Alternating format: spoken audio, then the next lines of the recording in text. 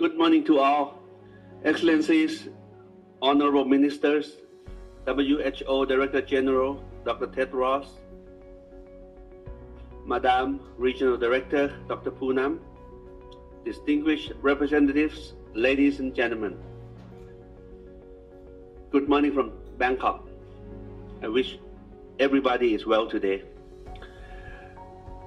Firstly, I would like to thank His Excellency Mr. Banu Bakhtar Dakal, the Honorable Minister of Health and Population of Nepal, for conducting the session yesterday on my behalf.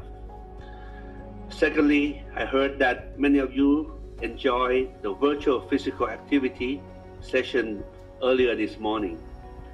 I would like to thank India, Myanmar, Timor-Leste, and my country, Thailand, as well as the Secretariat for their contributions on the video for the exercise this morning. Now I am pleased to welcome you to the Ministerial Roundtable session on COVID-19. In the last Regional Committee session in 2019, the topic of Ministerial Roundtable focused on emergency preparedness in the region, and the Delhi Declaration on Emergency Preparedness in the Southeast Asia region was adopted. Emergencies preparedness specifically has a very strong linkages with UHC and health-related SDGs. Currently, the whole world is hit by an unprecedented COVID pandemic. It is essential for all member states to adopt strict public health and social measures.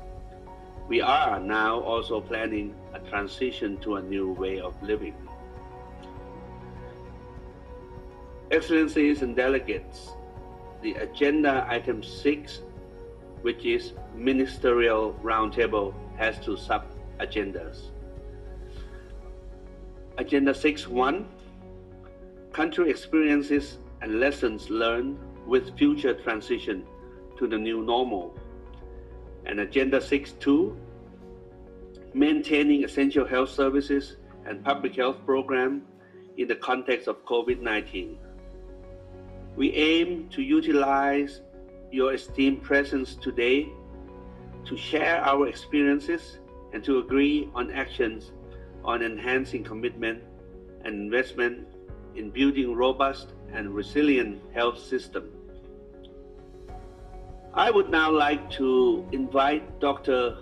Rodrigo Offrin, the WHO representative to India and acting regional emergency director for the WHO Southeast Asia region, to moderate this session.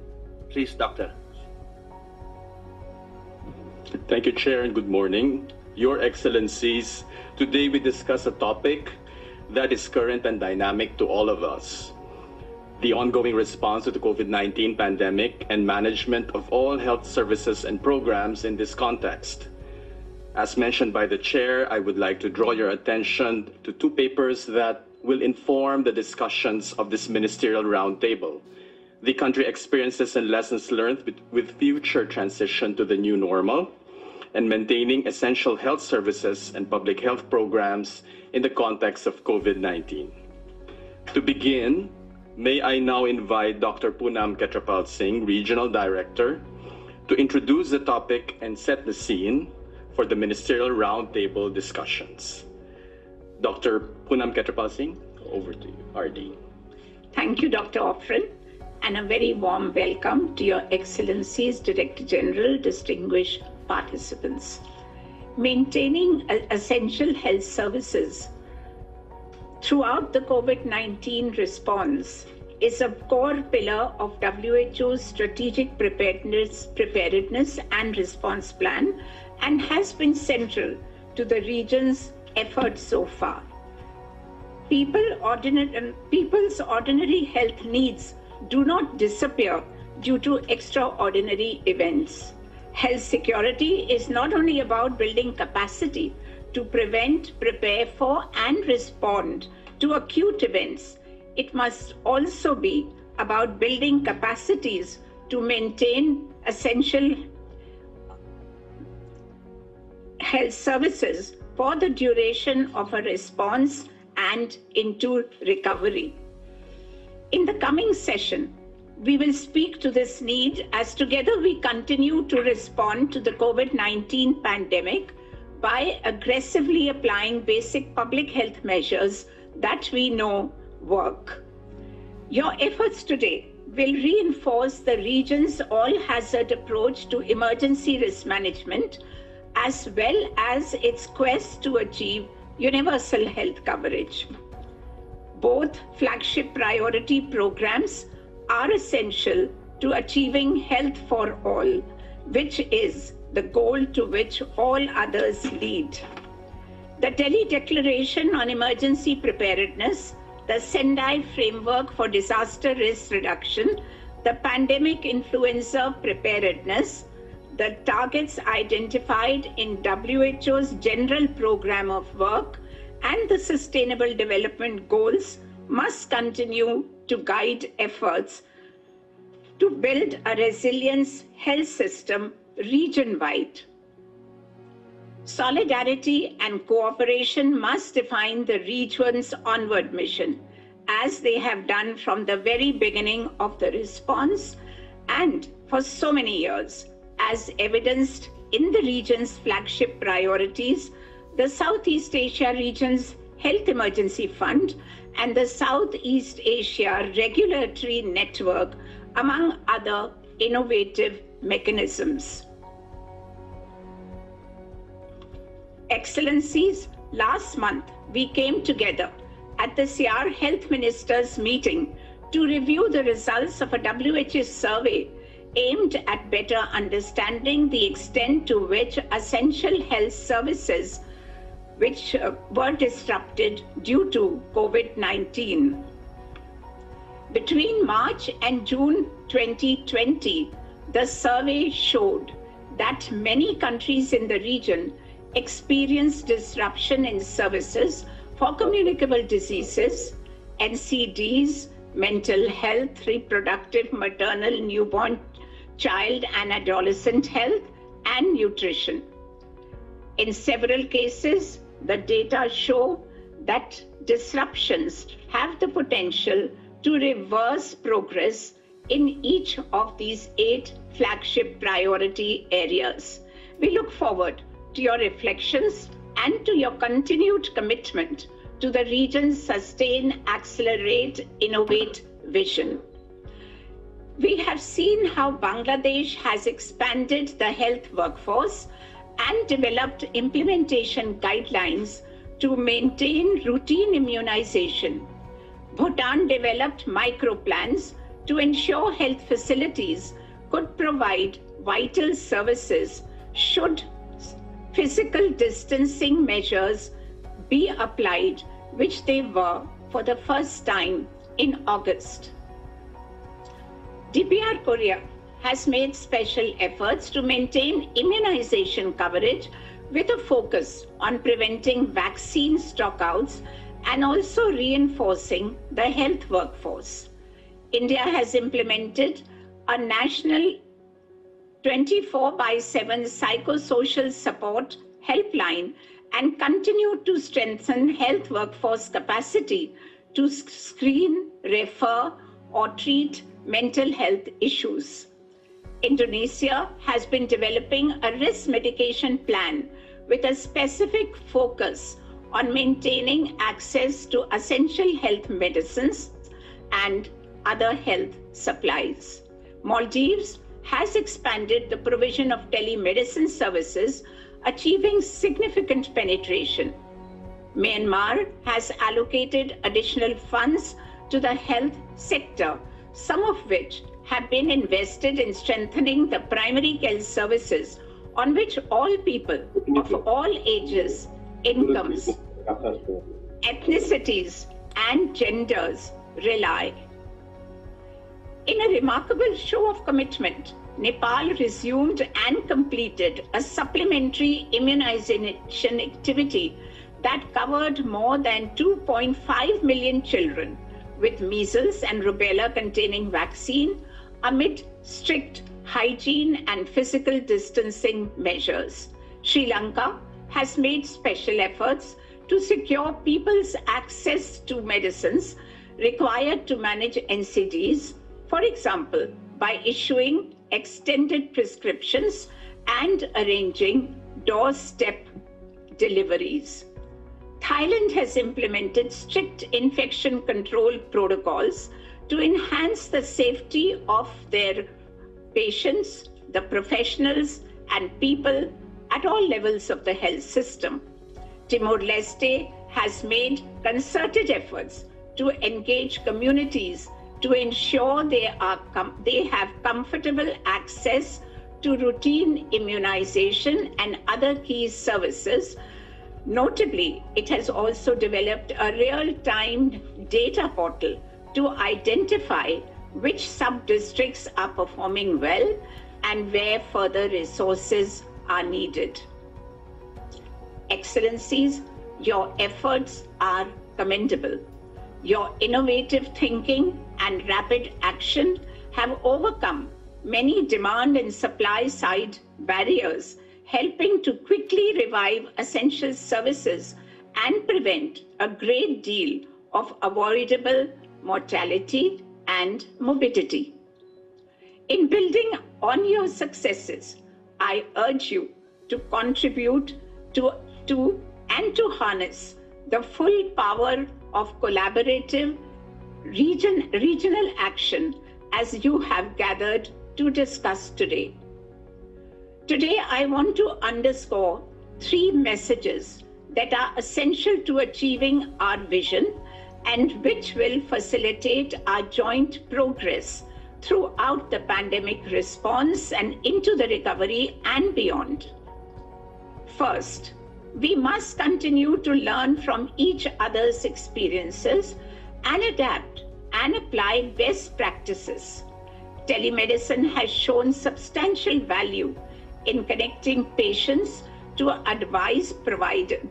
service providers, which is particularly important to protect high-risk groups. Engagement with the private sector and non-health actors has shown great promise in expanding health system capacity. As you have demonstrated, health workforce challenges can be offset through a combination of strategies, including the recruitment and repurposing of staff and the redistribution of roles. Ongoing efforts should be made to keep health workers safe from infection and violence and to provide mental health psychosocial support. Better data at the subnational level is absolutely essential to identifying and filling gaps that can inform rapid action. We must make full use of the region's knowledge on IHR and the knowledge network which has been established, which is specifically designed to facilitate real-time learning among national IHR focal points. Second, we must continue to leverage formal and informal opportunities to pool our collective strengths. The region has in recent years built formidable institutions that provide real advantages in responding to the crisis. The Southeast Asia Regional Health Emergency Fund, for example, has supported the COVID-19 response activities of 3 countries in the region. It must remain fully operational, and special efforts are required to strengthen the SEAR's preparedness funding stream. The Southeast Asia Regulatory Network can facilitate the exchange of information on new diagnostics, therapeutics, and vaccines, and the implementation of good manufacturing practices. From very early in the outbreak, you have shared with one another a range of critical resources, from laboratory supplies to personal protective equipment and more. I urge all countries to continue to step up and as and where needed, and to model the solidarity that is required to overcome this crisis. Third, together we must continue to make the case for sustained and scaled up investments in health. A massive global economic contraction is occurring. Unemployment, poverty, and inequality are rising. Public revenues, remittances, and household incomes are falling. Countries in the region will be particularly hard hit. The latest projections from the International Monetary Fund and the Asian Development Bank suggest that in 2020, most countries in the region face a decrease in GDP, which could exceed as much as 10%. Higher borrowings may mitigate the immediate impact, but rising debt levels will create fiscal pressures that could be felt for many years. Without proactive reprioritization, public financing for health could stagnate or even decrease, making the reversal of years of progress made towards UHC. We must make a bold, impassioned case for current health spending to not only be sustained but also scaled up. Additionally, our region has some of the highest out-of-pocket spending on health in the world. Even if government expenditures remain constant, declining household incomes will force many people to incur catastrophic costs or to simply go without. That is unacceptable and will have grave implications for all areas of sustainable development. Debt relief measures will be needed in addition to support from global partners, but we must look within and build on the substantial and often innovative efforts we have made in recent years to increase health spending. It is only by doing so that we can achieve a region in which all people can access the health services they need without financial hardship, and in which emergency preparedness is integrated at all health systems levels and across all health systems components.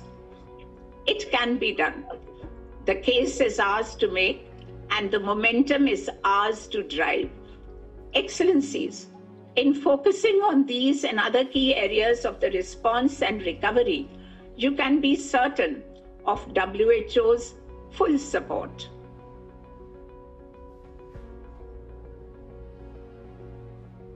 Over the last 8 months, WHO has been relentless in helping you meet this once-in-a-lifetime challenge.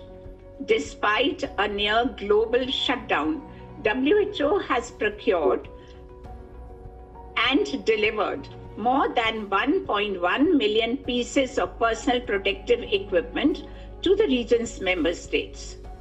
We have shipped more than 1.7 million diagnostic tests, and we have ensured that all countries in the region have the laboratory capacity to carry out RT-PCR testing, the gold standard. As early as February, a region-specific preparedness and response plan was developed in keeping with our focus on driving impact tailored to country needs. I have been in constant correspondence with you, Excellencies, to offer support and to highlight key WHO initiatives and guidance. For many months now, we have carried out virtual and in-person trainings to increase health worker capacity in a range of areas, from clinical case management to contact tracing and risk communication. We will continue to connect member states' needs and partner capacity via innovative mechanisms such as the Central Supply Portal and the Partners Platform, and by convening our Regional Health Partners Forum. Through WHO Solidarity Trials, we are facilitating member states' participation in global research and development efforts aimed at obtaining novel diagnostics, therapeutics, and vaccines. Through access to COVID-19 tools, that is the ACT Accelerator and its COVAX facility, we are working to ensure your success. Success in reaching life-saving goods, which these efforts will produce. Crucially, since March, the regional office has been working with member states to implement key WHO guidance on maintaining essential health services, Pillar 9 of our Strategic Preparedness and Response Plan.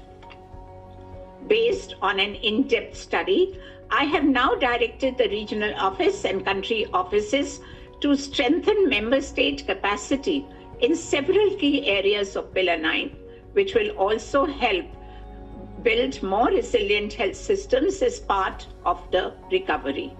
For example, WHO will strengthen evidence and build capacities to improve knowledge base on health service disruptions and how they can be overcome. To do this, we will harness the full capacity of WHO collaborating centers, research, and academic institutions with a focus not only on documenting disruptions and also understanding how they impact poor and vulnerable groups. The regional office will continue to provide in-depth epidemiological analysis of the pandemic while helping member states carrying out uncoordinated program-specific surveys.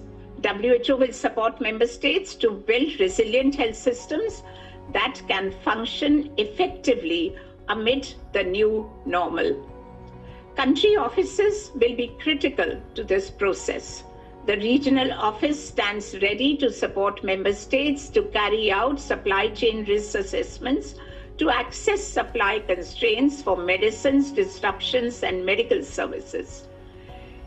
We stand ready to amplify advocacy aimed at attracting investments to strengthen health systems' resilience as a key part of the recovery.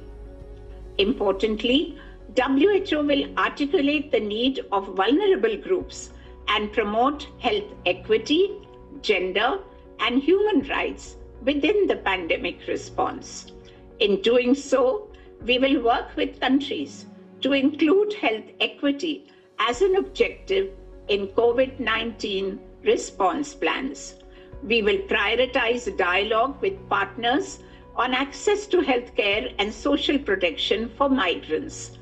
WHO will continue adapting its work at the regional and the country levels to support the ongoing COVID-19 response.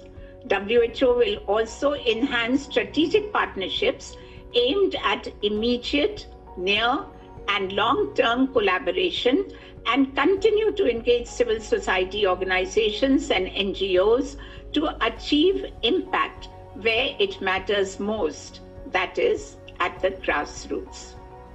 Excellencies, the crisis we face is above all a health crisis, but as long as it continues, it will have far-reaching impact on all areas of social and economic development. The key to navigating our way through it is in the name pandemic itself. Pan meaning all and demos meaning people. All sectors, all countries, and all partners must come together to strengthen the response and build a recovery and future that is more health secure and in which all people's health needs are met as a precondition to achieving the sustainable development to which we are all striving. Thank you, Excellencies, for your attention.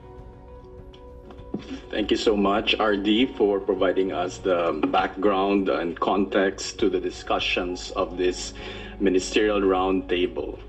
To proceed is just to remind Your Excellencies that we will have 2 rounds of this roundtable discussions. And in view of the virtual format of the meeting, I would kindly request that we would all be adherent to the time allotted to us. There will be a traffic light system to guide the discussions as per the usual practice of the RC sessions. And for the first round, the statement may be limited to a maximum of 5 to 7 minutes. The green light will turn amber at the end of 5 minutes during round 1 and will turn red at the end of the allotted 7 minutes. In this round, honorable ministers may like to highlight the most important game-changing interventions to manage COVID-19 from any of the following areas of the response: public health interventions, including surveillance, contact tracing, laboratory testing, information management, social measures, clinical services for case management, governance coordination, risk communication, and community engagement, innovations, good practices, partnerships, among others. And also the new arrangements for health services to maintain the essential non-COVID-19 health programs with a focus on the regional flagships. And with that, I would like to invite our First Minister, Your Excellency, Mr. Zahid Malik, Minister of Health and Family Welfare from Bangladesh. Over to you, sir. Thank you very much. It is an honor and prestige for me to be able to address this August gathering and session. Honorable Chair, Excellencies, Ministers of Health, Dr. Tedros, WHO Director General, Dr. Poonam Kshitropal Singh, Regional Director, WHO Southeast Asia Region, ladies and gentlemen. The new COVID-19 pandemic was declared by WHO on 11 March 2020. And since then, Bangladesh has been part of global efforts to tackle down COVID-19. To handle the pandemic, Bangladesh is putting efforts in mass mobilization of the healthcare system, public employees, and the security forces, combined with an energetic and creative public education campaign.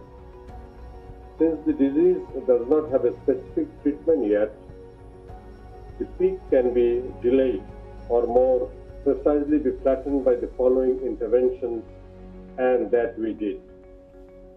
Coordination. Coordination does not happen on its own, but requires management to allow actors to remain plural and different. While it aims to overcome the pandemic and decrease morbidity and mortality of COVID-19, since the beginning of the pandemic, Bangladesh adopted all government approach to ensure interactive process between all ministries and to achieve the best results through openness, sharing information, and cooperation rather than through applying authority and control. Strong surveillance and early diagnosis. Initially, there was only one laboratory capable to do the diagnosis of RT-PCR following the WHO standard. Currently, we have 92 laboratories spread out throughout the country that are working hard to meet the needs of testing. The investment increased our resilience and helps to ensure that our testing and contact tracing system are robust enough to deal with the next phase of the pandemic. We are working to increase the laboratory capacity more and more to reach every district so that each citizen gets the opportunity to be tested for COVID-19 if suspected. Isolation of cases and quarantine the contact. To overcome the challenges due to the high number of cases, the mild and moderate ones observed home isolation with strict follow-up through telecommunication. The home isolation cases were provided the telemedicine service. The severe and critical cases were treated in the hospital under direct supervision of the trained physicians. The contacts of the cases were asked to strictly maintain the home quarantine. Due to the limitation of institutional quarantine facilities, the people arriving from abroad were asked to maintain home quarantine for 14 days and use telemedicine services.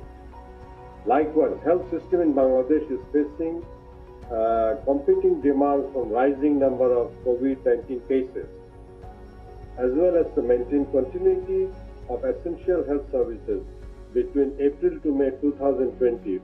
The pandemic has disrupted the utilization rates of inpatient, outpatient, emergency health, RMNCH, immunization and nutrition services. However, gradual increase in essential service utilization has been made possible after June 2020 through the following major interventions. Safe essential service delivery restored. With proper guidance in place, government has resumed normal outpatient, inpatient, emergency and essential services. Uninterrupted supply of basic medications is maintained at primary healthcare settings. Innovative approaches like WhatsApp-based apps like mental health and psychosocial support for patients and healthcare providers are available.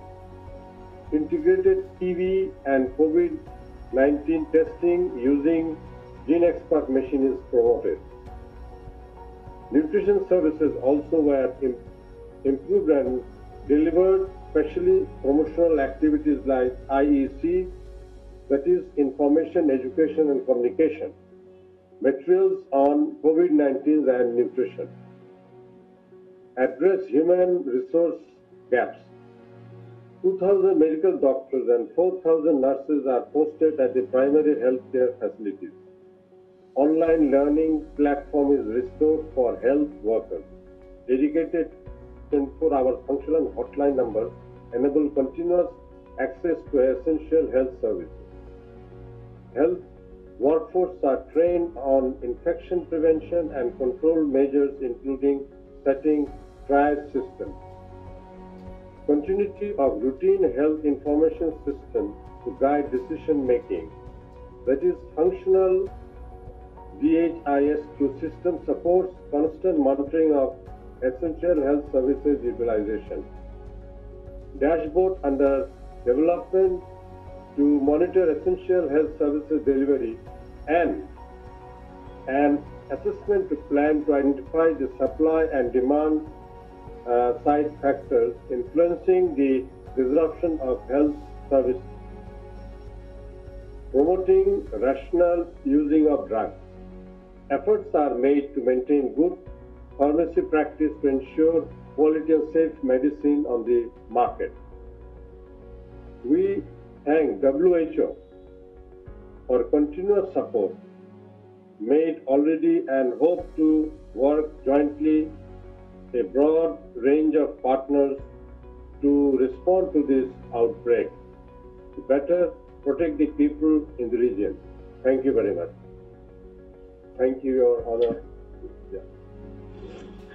Thank you, Your Excellency, for giving us all the points that are showed us the great work that has been done to cope with this pandemic in Bangladesh.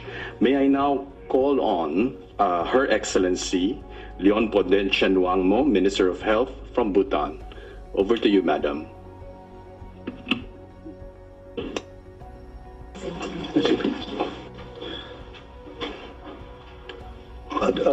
Thank you. We would like to inform that Her Excellency has not been able to attend due to some urgent meeting. So I will be presenting on behalf of Her Excellency. Honorable Chair, distinguished delegates, ladies and gentlemen, Bhutan would like to acknowledge that the COVID-19 has severely affected the Southeast Asia region by disrupting socio-economic activities. Member states are facing difficulties in sustaining day-to-day affairs during the implementation of strict public health and social measures including lockdowns. Bhutan's response to current global pandemic is led by our visionary leader, His Majesty the King of Bhutan. His Majesty the King continues to guide Bhutan's whole approach in managing the situation in a very compassionate and selfless manner. 10 days after the outbreak in Wuhan, surveillance at the airport and points of entries have been instituted on 15 January 2020. As the chair of the National Disaster Management Authority, the Honorable Prime Minister of Bhutan activated the national response on 29 January and set up the National COVID-19 Response Fund on 9 March 2020. The Royal Government has put in measures based on scientific evidences and best practices and followed the WHO's technical guidance in preparing our approach to deal with the current pandemic. We have re-strategized our national response plan to efficiently trace, aggressively test, and early treatment.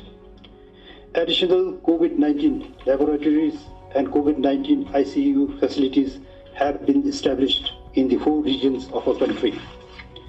An elaborate human resource mapping for the COVID-19 response for the whole country has been developed, and acute shortage of the trained health professionals has been addressed through engagement of retired health professionals and those undergoing medical treatment. The government mandates all the incoming individuals to undergo mandatory 21 days quarantine in designated facilities. Interim measures have been put in place to ensure that essential health services, particularly those relating to mother and child health, are provided without disruption. Shops have been identified in different zones as collection and distribution point for medicines and medical refills. Elderly populations are provided with nutrition and vitamin supplements. On the command of His Majesty the King, Buddhists who contracted COVID-19 in New York will arrange free quarantine quarters and access to medical treatment. Repatriation flights are arranged for Bhutanese who wishes to return to Bhutan from abroad during the COVID-19. No charges are levied for quarantine, and they are also provided with free meals and access to internet services. An effective social protection mechanism was patronized by His Majesty the King to provide for both social and economic welfare of the people during the pandemic. Free accommodations were made available to more than 1,000 Buddhist families who were residing in the neighboring Indian town but wanted to return to Bhutan. Every individual in Bhutan is ensured that they have access to all basic necessities, including COVID-19 tests free of cost. His Majesty's welfare scheme not only provides monthly stipend to people whose livelihood are affected by the pandemic, but also helps to clear interest on bank borrowings for businesses affected by the pandemic. The unconditional support from the mainstream media, social media influencers, and local government administration have played key role in disseminating health advisories and also ensuring compliance to the advisories within the jurisdiction. All sections of the society have come together, showing a strong sense of national solidarity. In essence, Bhutan's design in responding to COVID-19 is a whole of the society and whole of the government approach. We, as a small nation, continue to understand the deepest value of gross national happiness. Mr. Chair, Bhutan is placed in a very unique and challenging position. Being a landlocked country with small private sector, Bhutan imports all its medical supplies, including PPEs. Bhutan has been severely challenged in our response to the pandemic from the disrupted international supply chain. We invite WHO and the honorable delegates to a continuing discussion on the agenda pertaining to global shortage of and access to medicine and vaccine, and invite member states in the region to provide impetus on the implementation of RC71 Delhi Declaration that we have all agreed. While fully appreciating the strong presence and role of WHO in the fight against this pandemic, we noted certain challenges for the region that needs to be addressed. Bhutan, therefore, would like to recommend for the institution of a regional warehouse to facilitate and stockpile essential medical supplies required for responding to the health emergencies. This will be very appropriate in our endeavor to realize the regional director's 8 flagship priorities, which are aligned to the triple billion goal. Bhutan welcomes the declaration of collective response to the COVID-19 in the Southeast Asia region as a collective motivation to reinforce our existing solidarity and goodwill. The Royal Government of Bhutan continues to reaffirm our commitment and solidarity with the member states in our joint endeavor towards ensuring that each individual attains enjoyment of the highest attainable standard of health. Thank you and Teshtel.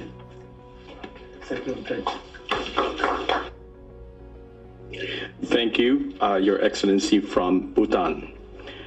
May I now call on the Minister of Health and Family Welfare, His Excellency Dr. Harsh Vardhan of India. Sir, the floor is yours. Thank you, Dr. Offren, and thank you, Dr. Poonam Khetpal Singh ji, for your very comprehensive and visionary statement, which will certainly boost the morale of the health ministries in the region. As we have talked about it earlier also, India initiated public health measures to prevent and contain the spread of SARS and CoV-2 since January 2020. In fact, within less than 24 hours of the first information that was received by the whole world from China through WHO, we had called our first meeting of group of experts. And these measures, which have been taken over the last more than 8 months now, have resulted in a case fatality rate of 1.68%, which is amongst the lowest in the world. To summarize, I would say that a number of measures were undertaken, such as issuing relevant travel advisories from time to time, creation of quarantine facilities for quarantining of persons returning from countries with reported cases of COVID-19, guidelines for community level surveillance, scaling up of testing facilities, tracking and tracing and testing of all suspect cases, establishment of COVID care centers, establishment of dedicated COVID health centers, and also dedicated COVID hospitals for the treatment of asymptomatic to mild, moderate and severe patients of COVID-19, increasing domestic production capacities for PPEs, ventilators and other medical items required for the treatment of COVID-19 patients. Also developing guidelines for infection prevention and control, testing protocols, clinical management and biomedical waste management, and then also guidelines to be followed by COVID and non-COVID health facilities, developing a web-based portal, S3 portal for states and UTs to report in detail about the testing, hospital admissions, discharges, deaths, and also to provide them future estimate of their requirement of medical items for COVID patients.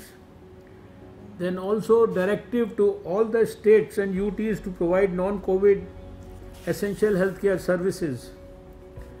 Then I would also like to mention just 3 important interventions that Ministry of Health and Family Welfare in the Government of India undertook for the management of COVID and also to maintain non-COVID healthcare services. The most important one of them has been the scaling up of testing capacity. Laboratory capacity for testing samples of SARS and CoV-2 using RT-PCR technique was increased from 1 lab in January 2020 to 1,678 labs now, including those in the government and private sector, where we use RT-PCR, TrueNat and CBNat technology. In fact, in a vast country like India, today within a traveling time of about 3 hours, we have an ordinary citizen in the country has access to a free testing facility. The network of laboratories has been developed all across the country, and testing laboratories are supported by a network of referral laboratories also, which collect and transport samples to the testing labs. Further, testing kits using rapid antigen assay and rapid antibody assay were also developed within the country and distributed to all states and UTs to enable testing and field level at the field level and also in containment zones, so that we could obtain results in a very short time span. Due to this capacity increase, right now more than 1 million tests per day are being conducted on a regular basis, which has helped direct a significant number of asymptomatic cases and contacts of confirmed cases. In fact, yesterday itself we tested almost over 1.1 million people, and this has significantly strengthened and helped in strengthening our surveillance and containment measures. Then another issue about which I would like to mention before the Honorable Ministers and the Regional Director is about the effective clinical management. Various measures were undertaken for effective clinical management of those who contracted the infection.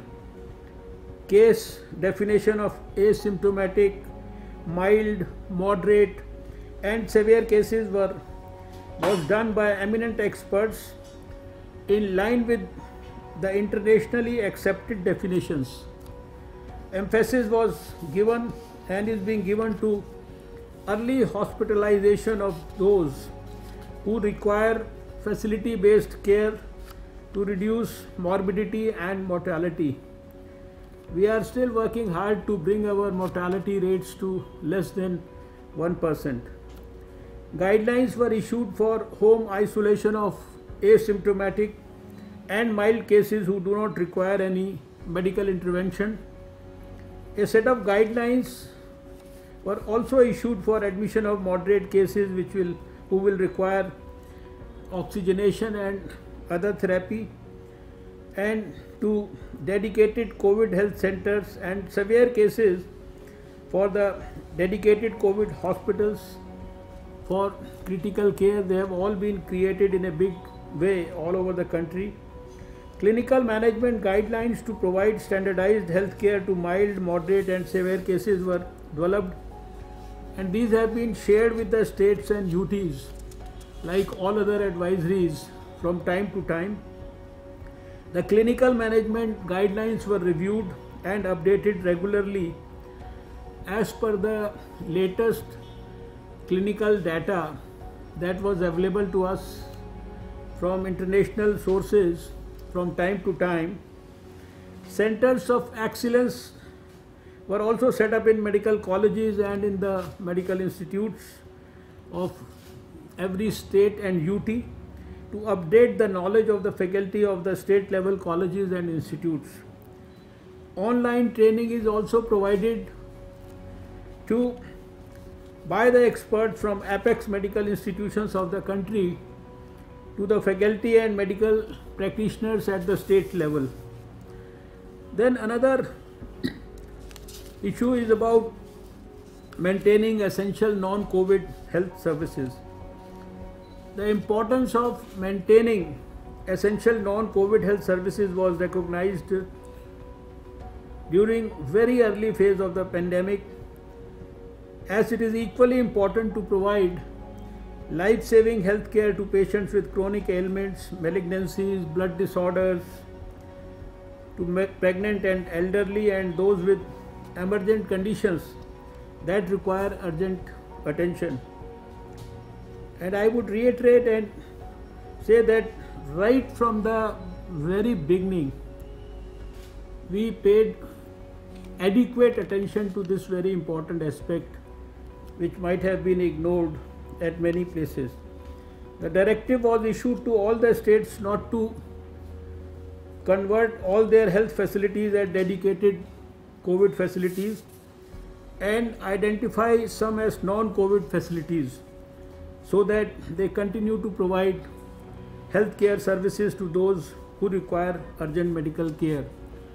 There is a lot of innovative interventions that have been done over the last 8 months, but the paucity of time and the discipline that we are all supposed to follow doesn't allow me to talk about everything. I have to thank WHO once again for organizing this roundtable discussion, and which will make all of us far more richer in terms of our experience to deal with COVID in the future also. Thank you. Thank you, Your Excellency, Dr. Harsh Vardhan, and we will also have another round later to add some more points that you may want to continue. Now from Indonesia, may we call on Dr. Oscar Primadi, Secretary General of the Ministry of Health of the Republic of Indonesia, for his intervention. The floor is yours, sir.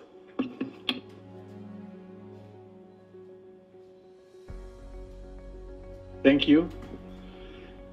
Mr. Chair, Excellencies, Ministers, Regional Director of WHO, ladies and gentlemen.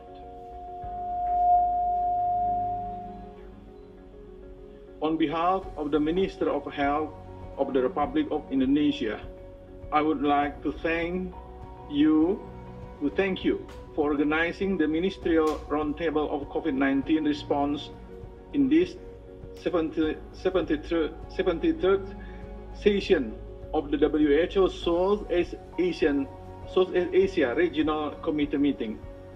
I thank you for head of delegation of SEAR member states for the insight.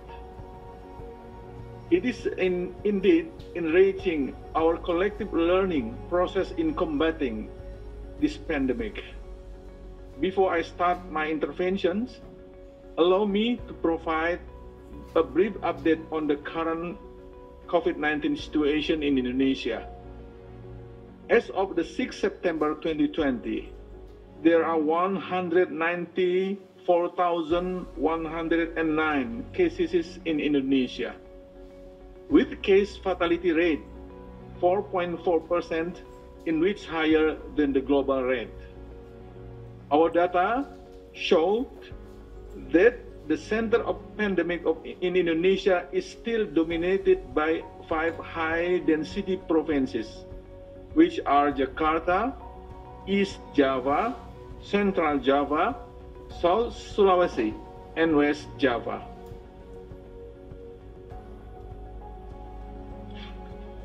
However, I assure you that the control efforts are still ongoing, improved, and strengthened. Ladies and gentlemen, in August, Indonesia, per the International Health Regulation, has conducted the COVID-19 Intra-Action Review. aimed to assess the national public health system, capacity and emergencies response system, as well as to identify sections that need to be continuously improved and strengthened to control the pandemic. Based on the review, I wish to highlight some of the Indonesia best practices in the COVID-19 response as follows. First, we are of the view that reviewing of the operation plan of COVID-19 response through the multi-sectoral stakeholders interaction review is one of the best practices. This mechanism has allowed us to collectively identify best practices, gaps, and contributing factors for correction actions in terms of coordination, planning and monitoring, risk communication and community empowerment, surveillances, rapid response team, risk analysis, and epidemiological investigation, operational and logistics support, port of entries response, large-scale social restrictions, laboratory, infection prevention control, case management, and essential health services. Second, the formation and implementation of the multi-sectoral task force of COVID-19 response as an intervention of the whole government and whole society approach. The development of this task force has mirrored with adjustment the pandemic influenza contingency plan that has also been referred to in developing the COVID-19 operational response plan.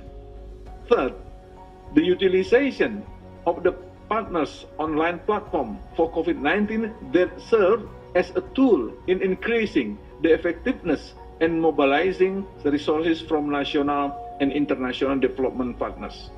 And fourth, innovation, which is since the beginning of the pandemic, we have seen innovations in all scale. Innovation made by home industries that produce personal protective equipment such as masks and coveralls has helped fulfill the tremendous demand for good quality and affordable PPEs. Other innovations that have been emerging are the development of locally made ventilators results from the collaboration between universities and industries, in which supporting Indonesian vision toward medical devices independence. Moreover, the development of Indonesia Nusantara Sehat program, a special program of health professional deployment, has helped fulfill the surge of demand for quality human resource for health during the pandemic. Ladies and gentlemen, Indonesia has performed several best practices in maintaining the essential health services in Indonesia during the pandemic situation, such as, first, the utilization of data of the Family Approach Healthy Indonesia program in mapping risk factors for NCDs and NCDs as COVID-19 comorbid. Second, the maximization of telemedicine technology. Third, the continuation of health services with modification, including the drug dispensing mechanism to allow patients, particularly ones with good adherence in medicine consumption, to receive their medicines for the multiple periods. Fourth, temporary redistribution of human resources to support the operation of affected public health centers. And fifth, the civil and military collaboration in delivering essential health services. Chair, ladies and gentlemen, to end my intervention, I'm looking forward to hear experiences and best practices from the rest of head of delegations. I thank you.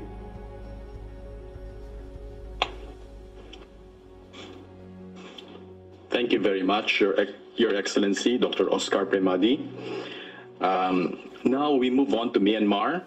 His Excellency, Dr. Mintwe, Union Minister of Health and Sports. The floor is yours, sir.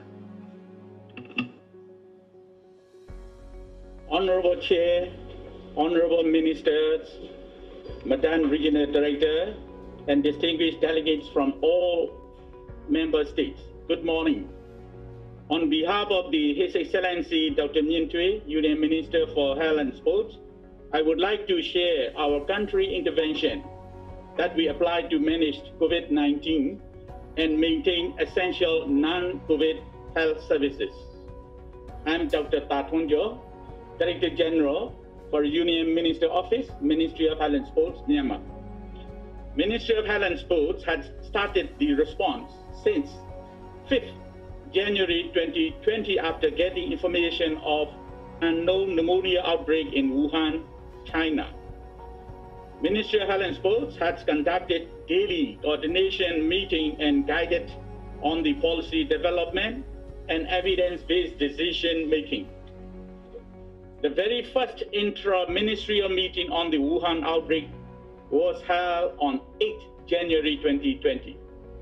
After the declaration of the COVID-19 as a pandemic on 11 March, the National Level Central Committee on Prevention, Control and Treatment of COVID-19 was established on 13 March 2020. The committee is chaired by Her Excellency State Councillor to provide necessary guidance and coordination on policies, strategies, activities, regulations, law enforcement, and direct to the regional governments, ministries, and international organizations. On State Councillor leads social mobilization during pandemic. All her efforts are exemplary for successful leadership and governance, hand-washing demonstration, cloth mark campaign, live stream interviews with stakeholders. Strong leadership and good governance play key roles in implementing the whole of the society and whole of the government approach in pandemic response in Myanmar.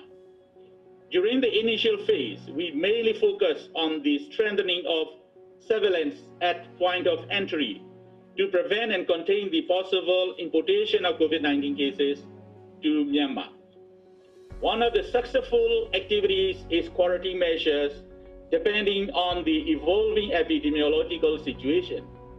We practice facility quarantine earlier than the neighboring countries. We executed international travel restriction and put travelers and returnees under facility quarantine since March 15, 2020. We plan to change the strategy to home quarantine of the contacts depending on the intensity of the community transmission. After the restriction of the international travels, relief flights for the returnees citizens have been arranged by inter-ministerial collaboration and the leadership of the local governments. At the same time, quarantine sites were expanded and laboratory capacities were enhanced to support the surveillance. Scaling up the biosafety level 3+ and gene expert platform at the subnational and district level were done to detect the case early and to contain the outbreak.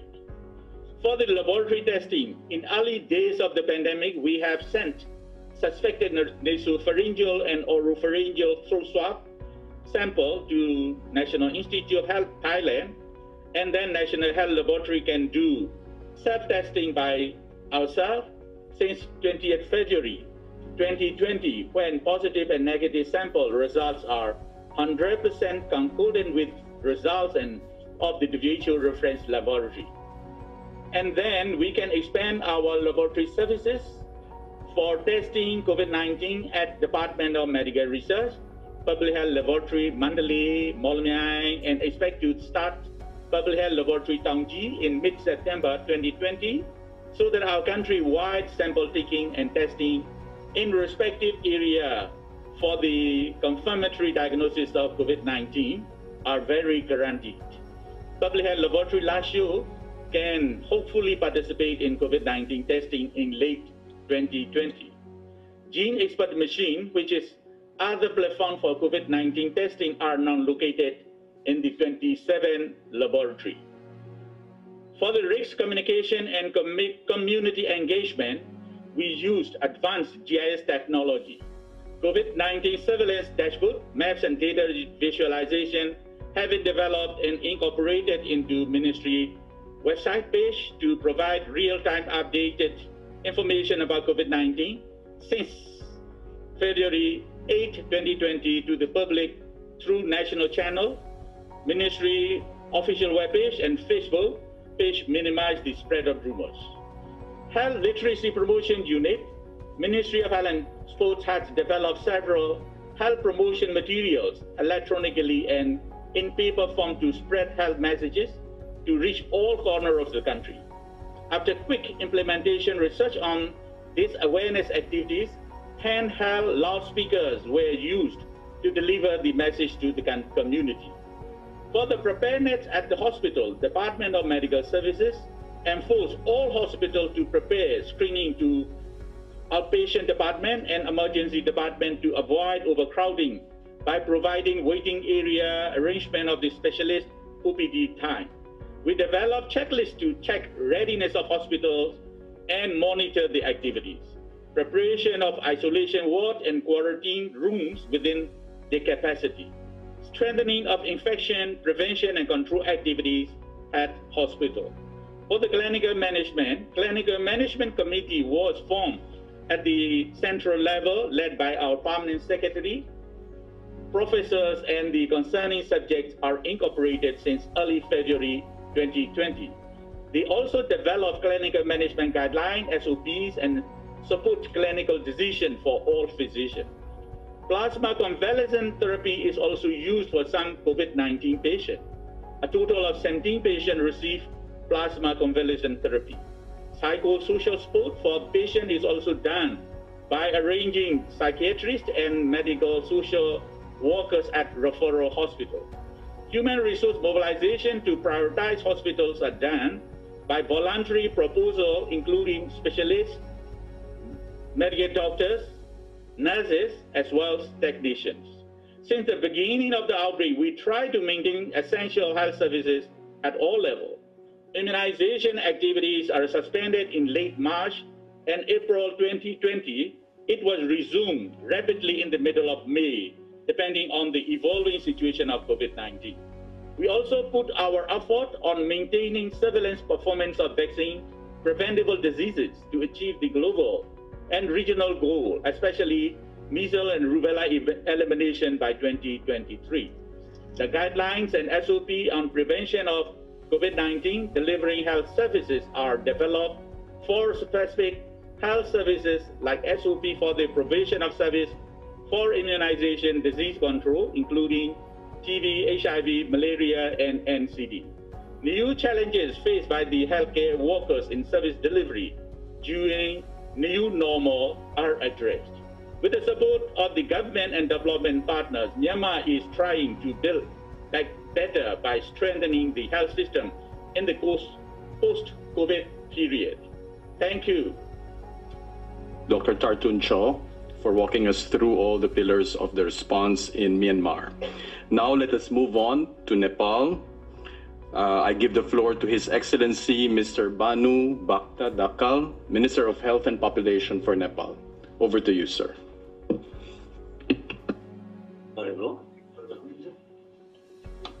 Thank you, Roderico, Honorable Chair, Excellencies, distinguished delegates, ladies and gentlemen.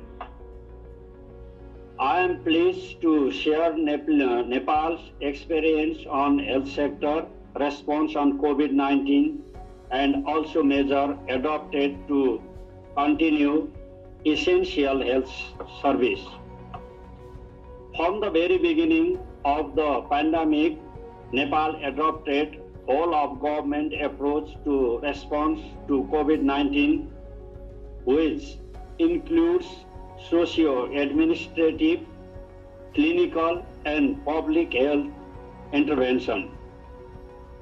a high-level coordination mechanism was established under the leadership of Honorable Deputy Prime Minister to provide the overall guidance for coordinating various sectors.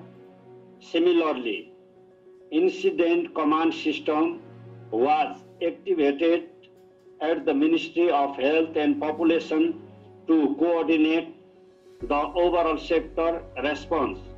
Similar mechanism established at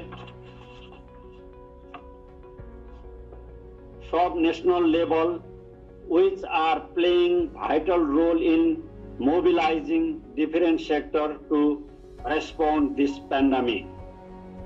The critically important interventions that help us to respond and suppress this pandemic is mainly due to four major interventions. Firstly, quarantine of the returnees.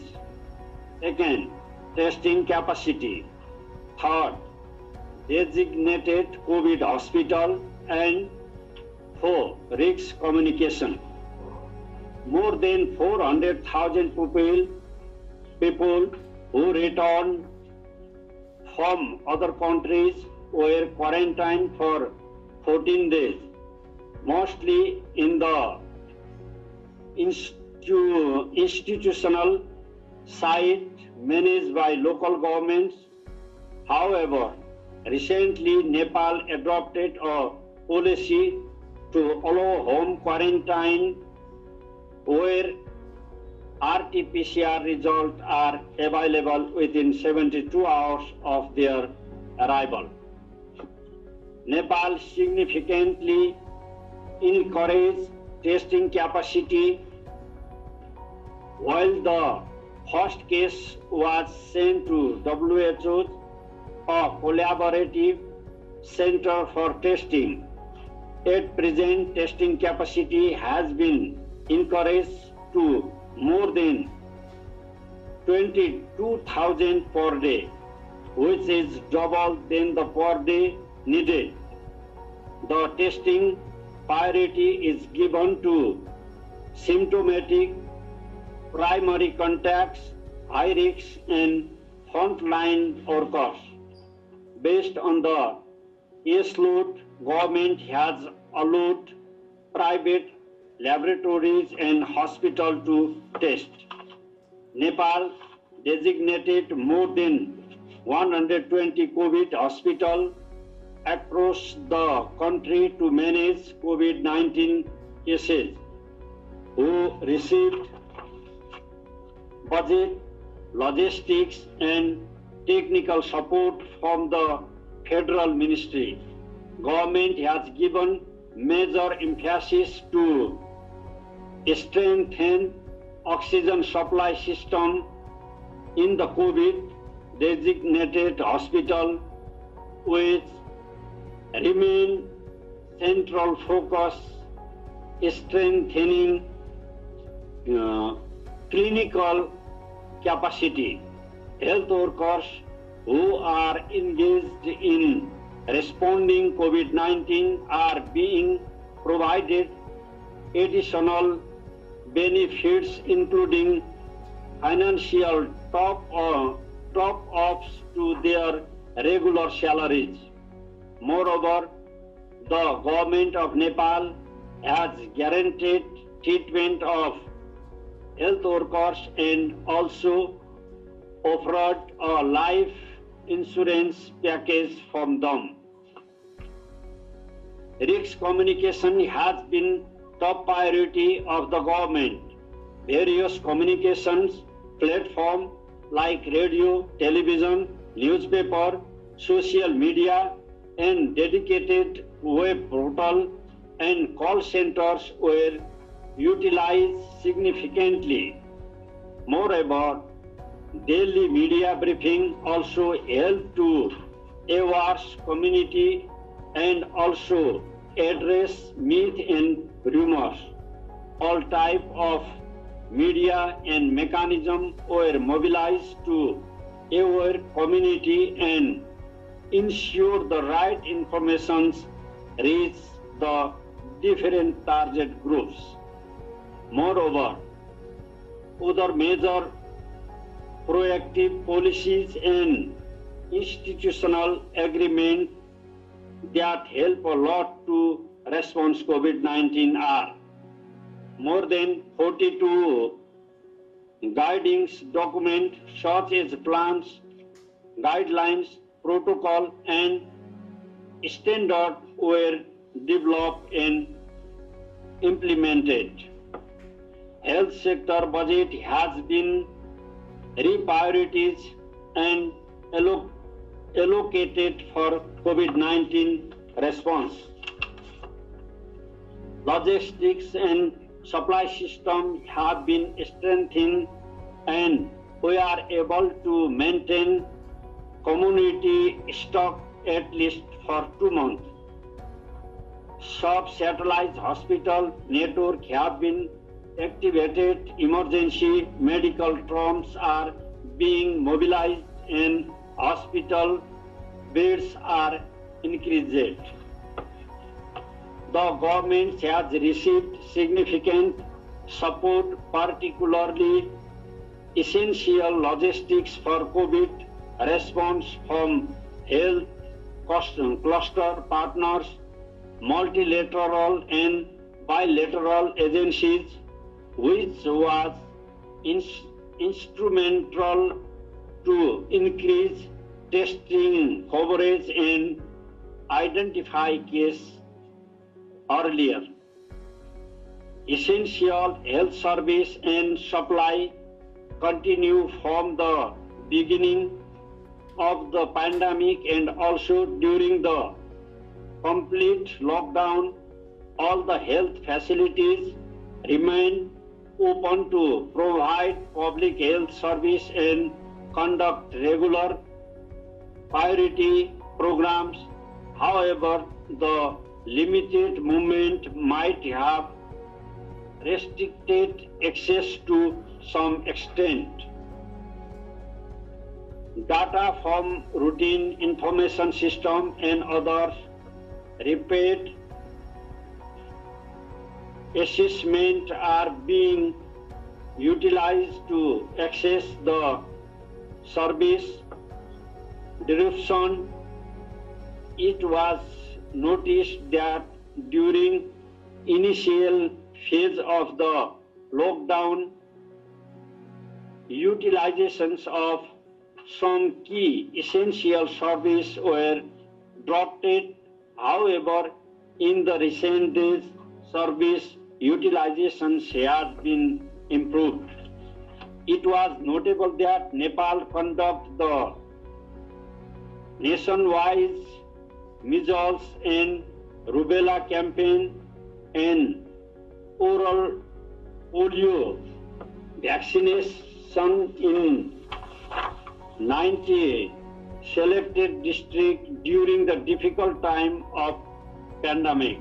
We believe this will help us to achieve the measles elimination target by 2023. Nepal is gradually easing lockdown since 12 June 2020 to resume new normal. However, adherence of public health measures and standards remain challenging, which was evident in the recent assessment conducted in the Kathmandu Valley. Thank you. Thank you very much, Your Excellency, Mr. Banu Dakal. Now we move on to Her Excellency, Ms. Pavitra Waniyarachi, Minister of Health for Sri Lanka. Over to you, Madam.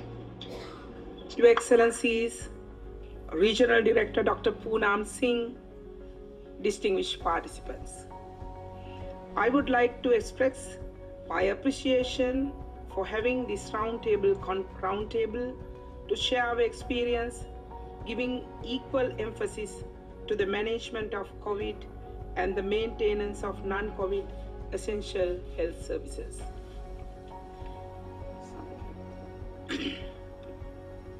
As the Chief President Gotabaya Rajapaksa and the government of Sri Lanka took an early decision on the restriction of public activities, preventing the spread of COVID-19, and emphasized on expanding hospital care to accommodate a large number of COVID-19 patients.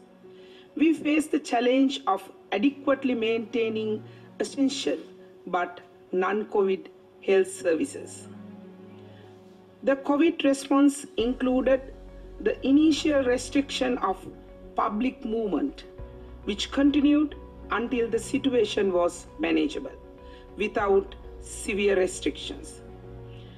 Aggressive contact tracing, widespread establishment of quarantine centers, frontline health personnel working together with defense personnel, supervised home quarantine system, risk communication to the public, rational PCR testing, expansion of existing government hospital care facilities to cater isolation units and treatment wards, with all confirmed patients managed in government hospitals free of charge. Island-wide free ambulance services to transport any suspect patient from home to the isolation hospitals. Local manufacture of PPE to increase their availability. A hotline established with a caller risk grading system to prevent and manage unnecessary visits to hospital are noteworthy interventions that we implemented directly in the COVID response. The response was also seen from other professionals by a variety of innovations that resulted, ranging from local foot-operated hand wash facilities to robots that could dispense medication. On the other hand, non-COVID essential health services were maintained, in particular for emergency health care.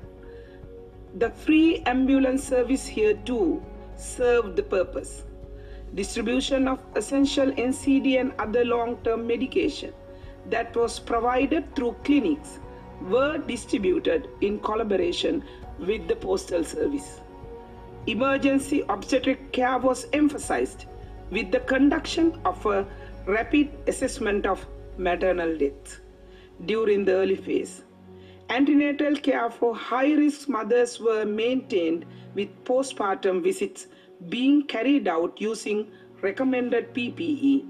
Child immunization service and distribution of nutrition supplementation was resumed at the earliest possible time, and there was continued access to medication for TB, HIV, leprosy, and filariasis delivered to the doorstep. The availability of PPE was further stepped up to a support performing essential non-COVID health services. Returning Sri Lanka from countries having malaria during this period were also screened in quarantine, and considering that there were positives detected early, we have been able to maintain the country free from malaria. Timely risk communication was used to also curb a dengue outbreak that was predicted during the time. What I have mentioned addressed some of our region's flagship areas too. Although it is difficult to say which was more important, noteworthy is our grassroots public health system supported together with the defense personnel, which made possible the aggressive contact tracing and quarantine. The predominant government hospital infrastructure that was rapidly modified to accommodate testing and treatment and making it free to all is noteworthy in our response. In summary, these were three important interventions taken by Sri Lanka. Firstly, a regular review committee at the national level under my chairmanship, which provided guidance. Secondly, the taking of prompt action after analyzing the epidemiological situation with a scientific approach.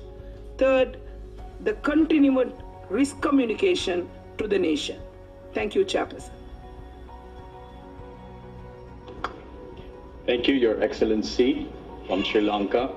And now we move on to His Excellency, Ambassador to the Democratic Republic Peoples of Korea, to the Republic of India, His Excellency Che Wee-kol, Regional Director of WHO Regional Office for Southeast Asia. Dear Honorable Ministers and Delegation Members, first of all, availing myself of this opportunity, I'd like to extend my sincere gratitude to Dr. Pranam Khetrapal Singh, Regional Director of WHO Regional Office for Southeast Asia, and her work team of the Secretariat and Ministry of Public Health of the Kingdom of Thailand, the host country, for their efforts to ensure the successful organization of the regional committee amid the serious situation caused by COVID-19. COVID-19 has affected 213 countries and regions, claiming more than 800,000 people within the last 9 months since its outbreak. However, I can say with great pride that there is not a single case of COVID-19 in the DPRK until now. The precious experiences and lessons gained during the fight against the COVID-19 are: firstly, all countries and governments should have political will and determination to prioritize and thoroughly guarantee the life and safety of their people. At the beginning of outbreak of this pandemic, many countries failed to take resolute and appropriate measures, only considering the economic and diplomatic values before others. Worse still, some countries are gradually lifting anti-epidemic measures for the mere sake of economic interest, as the COVID-19 situation has shown signs of partial improvement, and this in turn is bringing another upsurge in the epidemiological situation. Our governments firmly took a resolute measure of totally closing territorial borders, including sea and aerial routes, on January the 8th, 2020, in order to thoroughly check the inroads of the COVID-19. We still keep complementing and maintaining the strong anti-epidemic status even at present. Needless to say, sustaining such anti-epidemic measures is always easier said than done, as it is always topped with confusion and losses in the socio-economic area and the economic and foreign trade activities. It is not an easy decision to make. However, it was stemmed from the responsibility to prioritize the safety of the people and submit everything to it that the government of the DPRK took the great and bold decision in spite of these losses. Secondly, the experience is that good results can be expected only when the fight against the invisible COVID-19 is turned into a self-conscious undertaking of the state and all people as a whole. You cannot expect any success from anti-epidemic activities that are sporadic and coercive. Since the beginning of the outbreak of COVID-19, our government has established the Central Emergency Anti-Epidemic Headquarters, comprising of all administrative institutions, social organizations, and mass media, which takes unified commands of the national anti-epidemic works from the central level down to province, county, region, and communities.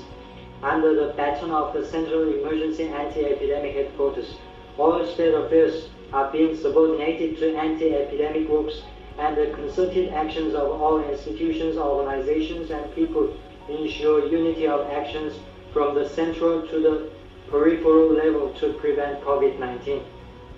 Intensified information, education, and communication activities on the global situation of COVID-19 through the TV, radio, and newspapers and other mass media has made people accept anti-epidemic work as a vital work for their families and country's existence, and voluntarily take active part in it. Together with these practical anti-epidemic measures, such as obligatory mask wearing, social distancing, hand hygiene, disinfection of public places, issuing anti-epidemic instruction and guidelines, closing service facilities including resorts, extending school vacation, and inspecting imported goods have been taken and thoroughly implemented. Thirdly, the government should give full support in stabilizing the life of the quarantined and the people in the areas in quarantine while strictly applying the anti-epidemic measures against the COVID-19. Unstable life of the people cannot bear good result in implementing the anti-epidemic measures taken by the government, but on the contrary, foments social disorder. From the beginning of the pandemic outbreak, the government of the DPRK has been directing its primary concerns on stabilizing the life of the people, especially of those in the areas in quarantine, thus making all people actively participate in the anti-epidemic works as whole, with full belief and confidence in the people-oriented policy of the government. For instance, in July, the country had faced with a critical situation in which the vicious virus could be said to have entered the country, with a runaway who went to the South Korea 3 years ago, who was suspected to have been infected with the vicious virus, returned, illegally crossing the demarcation line. In such unexpected situation, the government closed the Gasan city and a top-class alert was issued throughout the country. And during the quarantine period, the government provided the people with all necessary food and commodities and even allowances to families in isolated areas. Taking a good advantage of these experiences and as the master for the livelihood of the people, the government of DPRK will discharge its full responsibility and mission of protecting the lives of people by maintaining the current high vigilance to prevent the inflow of COVID-19, thus contributing to the international anti-epidemic fight against COVID-19. Finally, we call on all member states to fulfill their national and international obligation for the health of their people, with the stand that the achievement of any state in the promotion and protection of health is of value of all as indicated in the WHO Constitution. And we call for the firm unity of the countries of the world in the fight against COVID-19 under the leadership of WHO. Thank you. Thank you very much, Ambassador. And now we move on to the Maldives. May I give the floor to Ms. Eshat Samia, Permanent Secretary, Ministry of Health of the Maldives. Over to you. Thank you, Rodrigo. Regional Director, Excellencies, ladies and gentlemen. Of the numerous interventions that were put in place to respond to COVID in Maldives, I would like to highlight the following. Firstly, communication. Effective and timely communication to the public was initiated very early, even before the pandemic was declared. Both risk communication and information about the evolving global situation and the national response was extensively given and is being continued in multiple languages and platforms to cater to the expatriates and different groups. COVID prevention guidelines for different sectors have been provided for implementation to the new normal. So in essence, our response has been an all-government and whole-of-society approach. Secondly, except for the first few samples sent abroad in early February, we have been able to undertake testing in the Maldives by end of February, starting with the tertiary hospital in the capital, and have scaled up testing capacity in Maldives in labs across the country, and are able to test approximately 1,000 to 1,500 tests per day. Effective and aggressive contact tracing is one of the few tools we have in controlling the epidemic. Maldives have been successfully running a contact tracing system for all positives, with tracing for over 90% of cases completed within 48 hours. The multi-level, multifunctional COVID-19 intervention management database is what I want to highlight next. At the moment, this system can not only take those who need special attention, those in the high-risk category, but facilitate sampling, quarantine, isolation, and also have a function for the clients to provide and receive information. Technology played an important role for maintenance of non-COVID essential functions too. Teleconsultation with mobile medical response during the lockdown situation and online training for healthcare professionals were conducted for this purpose. Finally, special measures to contain the spread of COVID to the capital, including introducing mandatory quarantine for those coming from abroad and going from the capital Male to other islands, and testing after quarantine.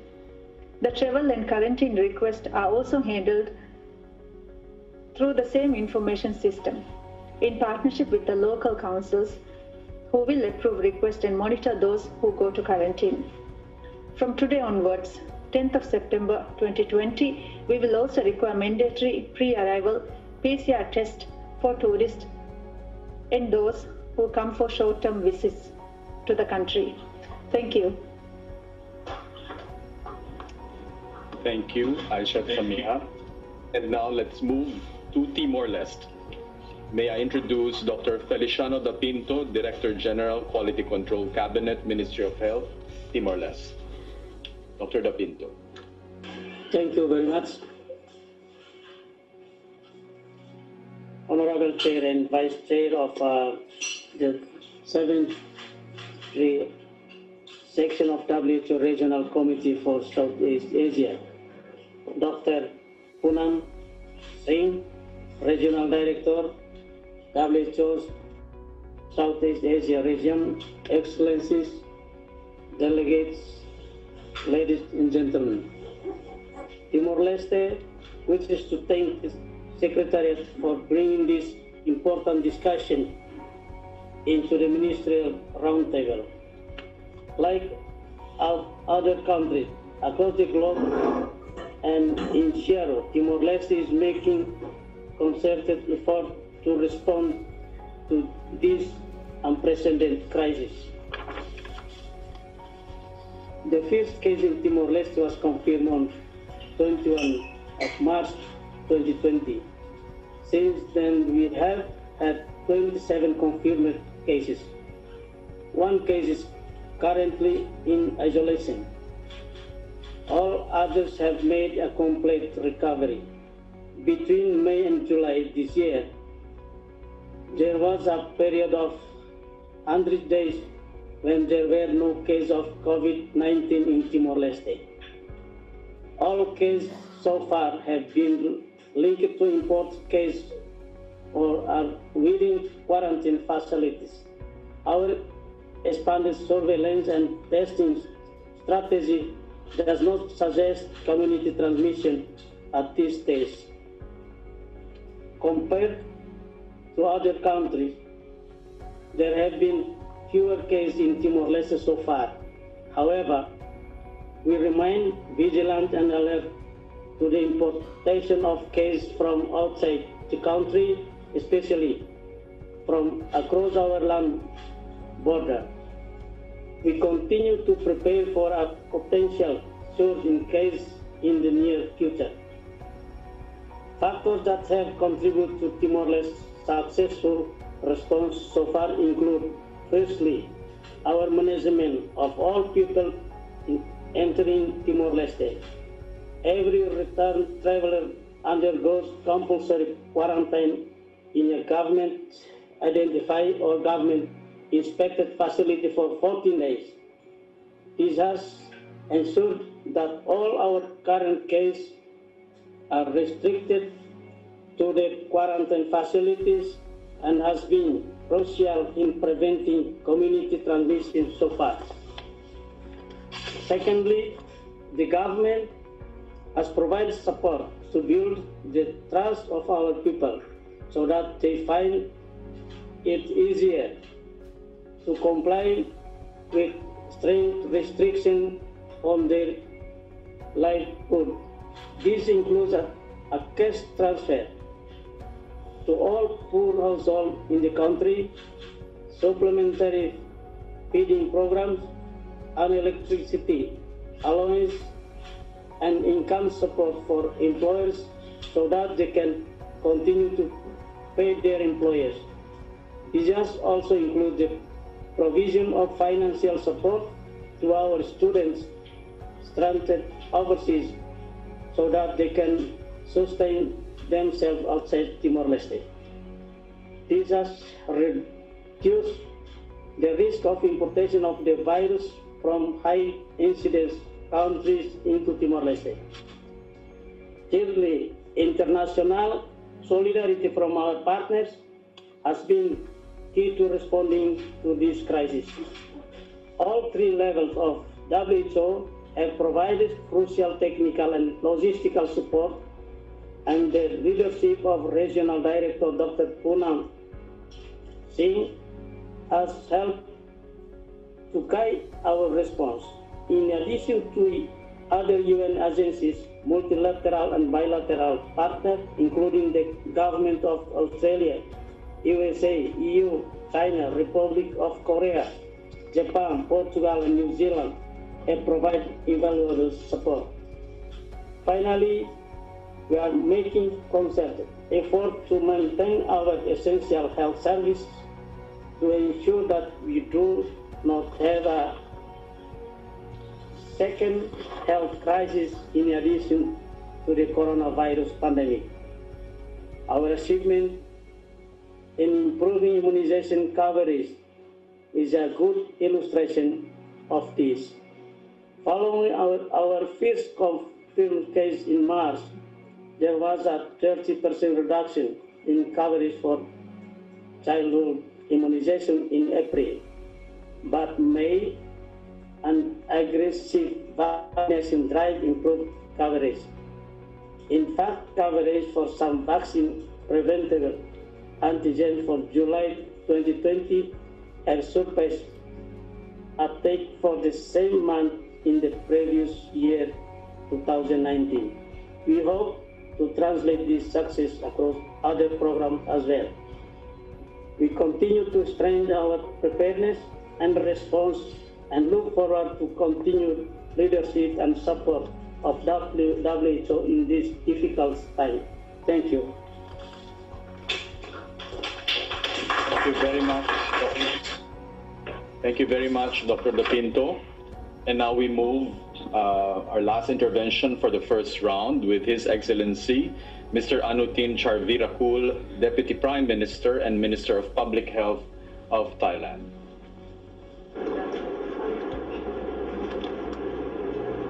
Excellencies, Thailand was the first country to detect a COVID-19 case outside China in early January.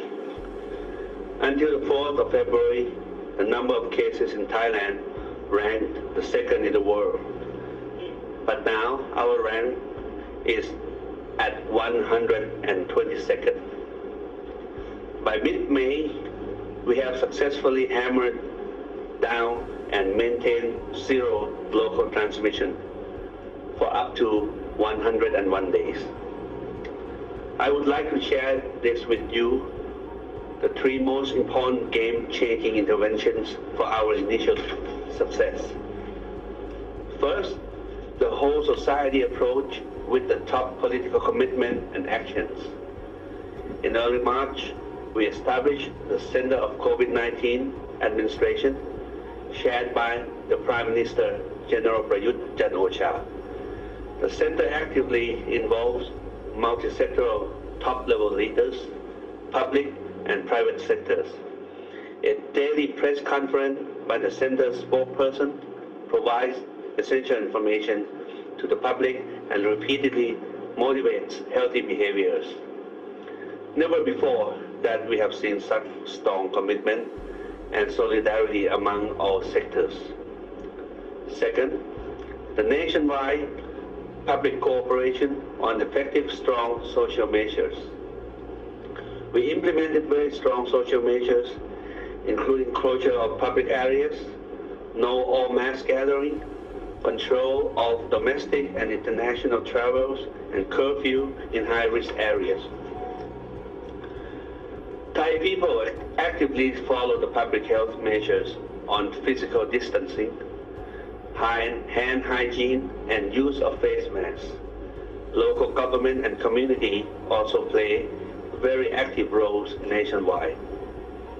Third, our universal health coverage and many social innovations. Our USC covers all COVID-19 health services to everyone on the Thai soil, from testing to full treatment and care. With strong public health systems, we can test, trace, and quarantine all suspicious cases. We strongly apply the 3P safety policy for patients, health professionals, and people. We limit to only one entrance into health facilities with temperature screening, hand sanitizer, and mandatory use of face masks. Physical distancing is observed in all public areas. The acute respiratory infection clinics are relocated outside hospitals' main building. We have successfully expanded our testing capacity to more than 200 centers all over our country. For non-COVID-19 patients, we apply various interventions. For example, use of digital platforms. The well-controlled NCD patients are referred to primary healthcare centers in order to reduce overcrowding at hospitals. Refill of essential medicines for some chronic diseases by local pharmacy. Medicines are delivered via post-village health volunteers. Finally, Excellencies, our challenge is to successfully control COVID-19 with minimal negative social and economic impacts. While we are waiting for the vaccines, we must keep our guard high, and at the same time, we need to gradually and carefully reopen our economy. Thank you. Thank you very much, Your Excellency. I think that ends our first round, and maybe just a quick roundup of what we have learned from all of you. I think all the countries are in different states of the transmission of COVID-19, and all countries have really made valiant efforts in controlling and preventing further spread. We've also seen that you have sustained all our response areas, whether it is to test, trace, and treat. This sustaining vigilance is the only way for us to be able to combat the difficulty in which economies and societies are suffering, and sustain the engagement of communities in compliance for public health and social measures. There is a need to accelerate our collective work because there are many unknowns to this virus and how it will spread. You have shared with us ideas of regional stockpiling, regional warehouses, the importance of internal review to further learn how we will proceed, and of course, the continued exchange and discussion. Finally, to innovate. Every country has innovated, whether it is simple innovation of local technology or using existing services such as postal services to very high-tech applications for telemedicine and robotics. So I think with that, sets further the scene for the next round. Before we move into that, I would like to hand over to Robert Chelminsky, Acting DAF, for a break. Over to you, Robert. Thank you, Dr. Offren. Excellencies and distinguished delegates, today's health break includes some stretches to address the office syndrome. We are focusing on the neck, shoulders, and our back. The team is fit by the beach, and the video is prepared by Tiny Hearts Maldives. Please ensure that you have around your seat there is a space and to follow the video.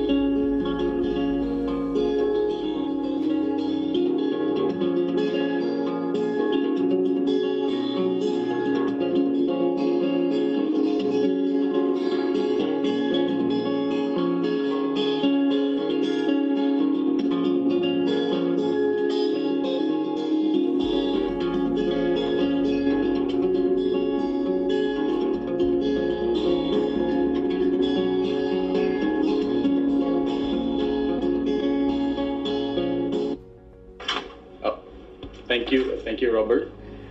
For round two, Your Excellencies, the green light will turn amber at the end of 2 minutes. During round two, it will turn red at the end of the allotted 3 minutes. That's our timing. Honorable ministers may consider highlighting high-level strategies in response to what is next.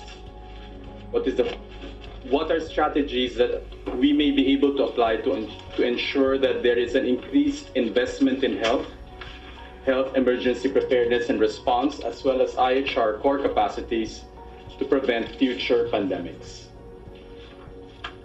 To begin this round, I would like to call on His Excellency, Mr. Anutin Charnvirakul, Deputy Prime Minister and Minister of Public Health of the Royal Government of Thailand. Over to you, sir. Model of opportunity favors only the prepared mind.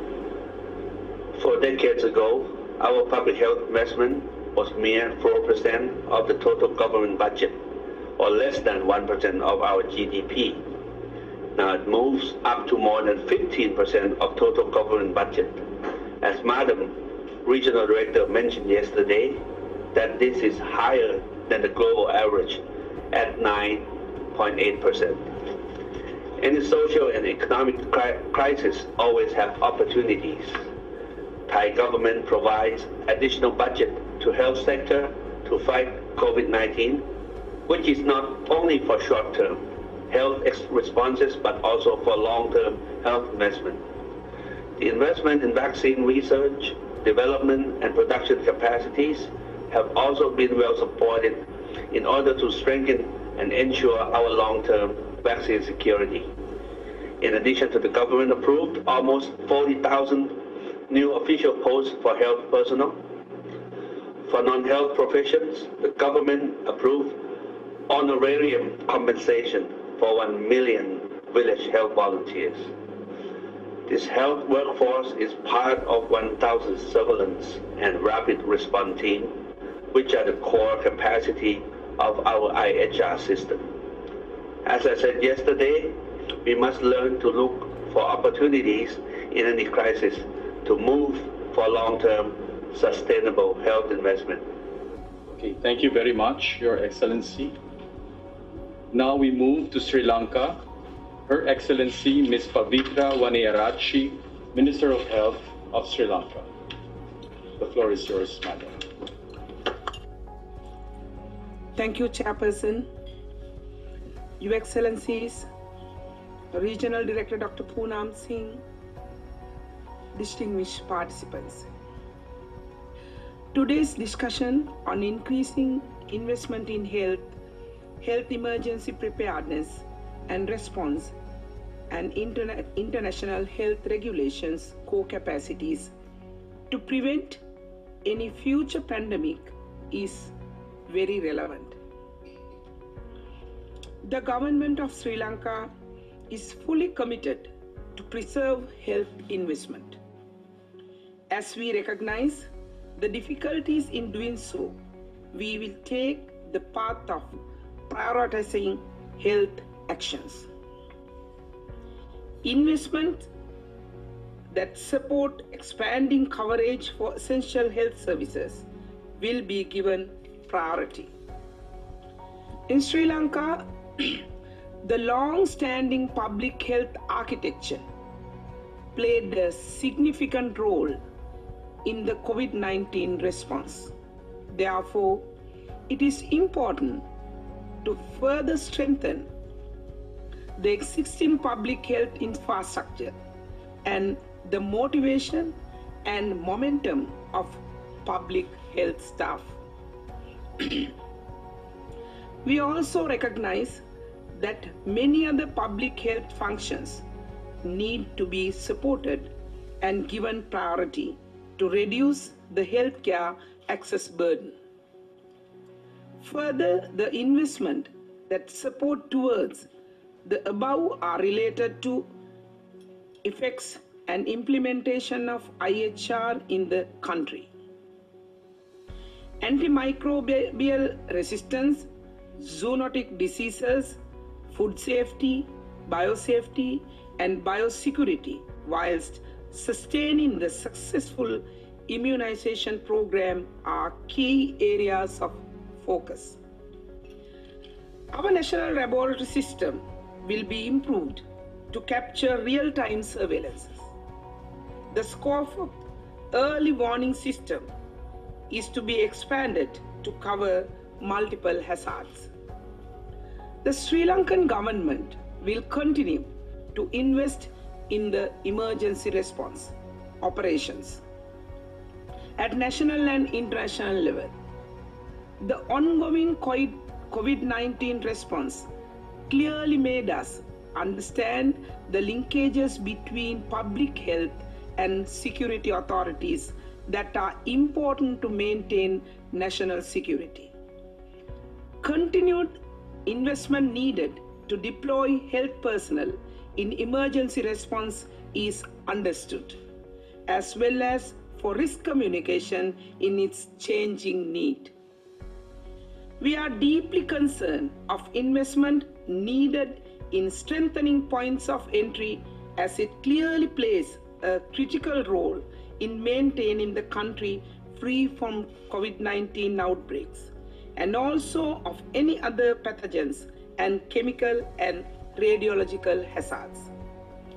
Let me conclude by stating that Sri Lanka has considered investment into health emergency preparedness and response, and strengthening IHR core capacities to prevent future epidemics as a matter of high national priority for preserving health security in the country.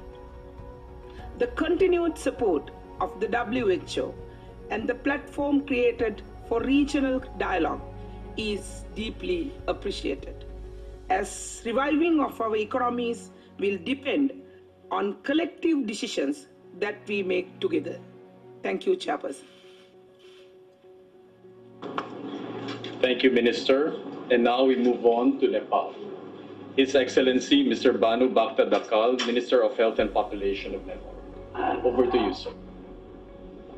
Thank you, Moderator, Honorable Chair, Excellencies, and distinguished delegates. Nepal has prioritized the budget allocations to support COVID-19's response. The health sector budget has been significantly increased in this fiscal year. Government has ensured adequate funding to support COVID-19 response, mainly from the special fund, which is called Coronavirus Infection Prevention, Control and Treatment Fund. Moreover, additional resources are mobilized from regular program, budget or plan and development partners. The plan covers budget for 300-bedded infectious disease hospital at the federal level and similar 50-bedded hospitals in each province. It also includes major institutional reform agenda, including the establishment of CDC, FDA, and accreditation authority. Moreover, biosafety level of laboratories and health desks at the point of entry will be also strengthened further.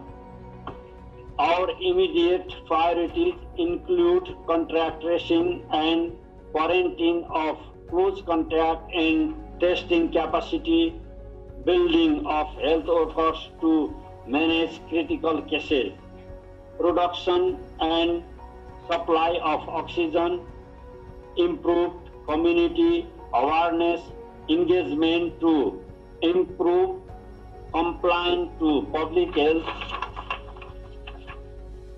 standard, and continuation of essential health service. We believe these are important areas to focus to move forward new normal. We would like to request WHO and global health partners to establish sound mechanism to ensure equitable and affordable distribution of new vaccine against COVID-19 to the member states. Nepal has been putting its efforts to strengthen the IHR core capacities. We look forward to working with WHO and partners to strengthen our international health regulation core capacity, and we will welcome and major intervention and moves in this direction from regional office and headquarters. Thank you, Chair and Moderator. Thank you very much, Your Excellency. Now we move to India. His Excellency Dr. Harsh Vardhan, Ministry of Health and Family Welfare. Sir, the floor is yours. Thank you, Dr. Offrin. Thank you, Dr. Poonam Khetapal Singh, and all our dear colleague ministers, excellencies. I'll just make a very brief intervention. In India, a host of strategies are being implemented in the medium to long term to strengthen our core capacities under the international health regulations of WHO in order to augment the health emergency preparedness and response to prevent adverse effects of future pandemics in India. The Prime Minister had recently launched a very ambitious program about Atmanirbhar Bharat, and under the Pradhan Mantri Atmanirbhar Swasth Bharat Yojana, budgetary investments in health sector has already been increased to strengthen healthcare services, health emergency preparedness and response, and thereby strengthen IHR core capacities in a very big way. Expanding public health infrastructure, improving healthcare service delivery and quality. Also strengthening disease surveillance systems and outbreak response. Enhancing biosecurity preparedness and population health research are some of the focus areas under the Yojana launched by our Honorable Prime Minister recently post this COVID outbreak. In order to strengthen the core capacities, the Ministry of Health and Family Welfare, Government of India will adopt a coordinated approach with the states and UTs to work on a common framework to achieve the stated objectives. Further, we are also taking steps to enhance biomedical research and biosecurity policies, food and drug security and safety, create a coordinated implementation platform responding to multi-sectoral needs, including the engagement of the private sector in a big way. Efforts are also being made to identify with precision the bottlenecks and also to remove them to stimulate indigenous technology development under the Make in India initiative. During the last 8 months after the COVID outbreak, health has received the much deserved attention in a big way. The Government of India has supported the state governments. Significant amount of money had been specifically allocated for the expenditure on health related issues, and more particularly for strengthening all infrastructure facilities all across the country to deal with not only this pandemic but also to simultaneously make sure that we are better prepared for any such unfortunate pandemic in the future. So I would say that in a way COVID has taught many lessons to the whole world, and for India also, where through our national health policy which was launched in 2017, there was already a commitment to improve our GDP spending on health significantly by the year 2025. So this whole activity has received quite a big boost, and right now this is not only the Ministry of Health which is working towards this goal.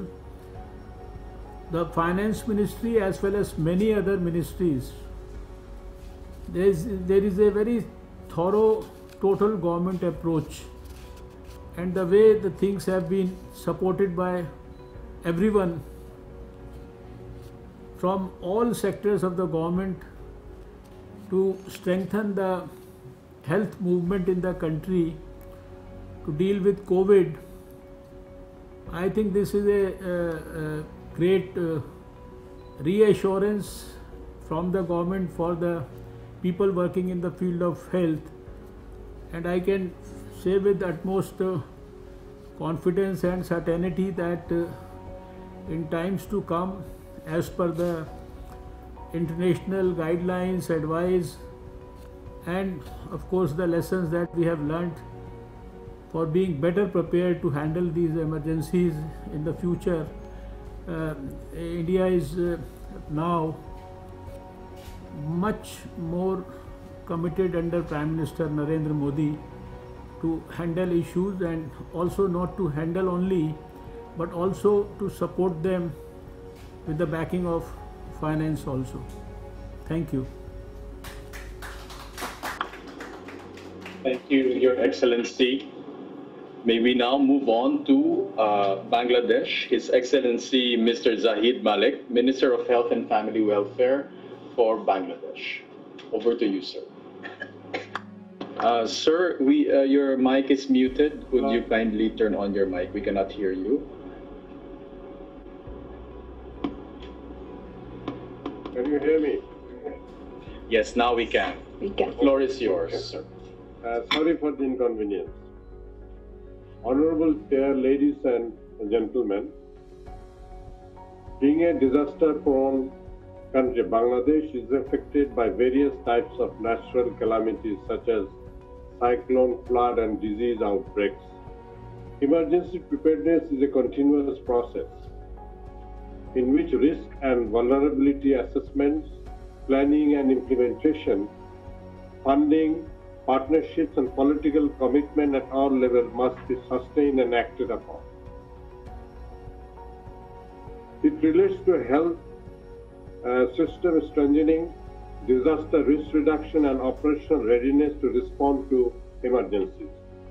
Since the International Health Regulation came into force in 2007, Bangladesh has made substantial efforts to strengthen the country's capacity to prevent, detect, and respond to health emergencies. We worked hard to enhancing preparedness through the implementation and regular assessment of international health regulation, national capacities to mitigate the effect of public health emergencies, including the emergencies of a novel pathogen. With WHO assist, we will strengthen our capacity by developing evidence-based preparedness and response plans, preserving emergency medical buffer stock, conducting capacity building activities, strengthening laboratory capacity, and maintaining coordination through cluster and health approach. We will continue to revise and update our national health sector emergency preparedness and response plan.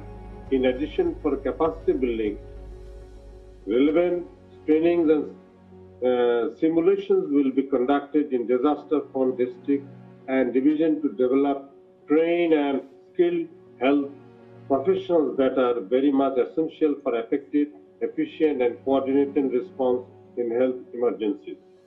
We are trying to boost up our economic activities without compromising health requirements in this COVID-19 pandemic under the leadership of our Honorable Prime Minister Sheikh Hasina. This conference would strengthen our health activities, sharing the experiences of member countries. Finally, we will continue to strengthen our National Health Emergency Operation Center for managing information and planning and effective use of resources throughout the country. Thank you. Thank you, Mr. Minister, Your Excellency. May we now move to Timor-Leste. Dr. Feliciano Da Pinto, Director General, Quality Control Cabinet, Ministry of Health, Timor-Leste. Thank you, Honorable Chair, Excellency, distinguished delegates. I would like to thank the Secretariat for including this important issue on the agenda. To support the response to this pandemic, the government of Timor-Leste has provided an additional COVID-19 emergency fund. Multilateral and bilateral partners have also contributed with logistical and financial support. However, preparing and responding to this and other future pandemics will require strengthening of core international health regulation and health system capacities to help emergencies. This will need technical assistance, human resource, capacity building, and logistical support. As a signatory to the International Health Regulation, the government of Timor-Leste is committed to strengthening international health regulation capacities for future shock. Since 2018, a joint external evaluation has been conducted to comprehensively assess the international health regulation capacities for all the 19 technical areas, followed by development and launching the National Action Plan for Health Security, which describes a blueprint for strengthening the priority areas of international health regulation capacities over the next 5 years in the country.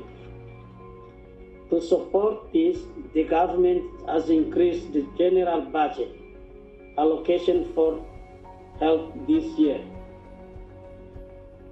This extra funding will contribute to strengthening the health system capacity.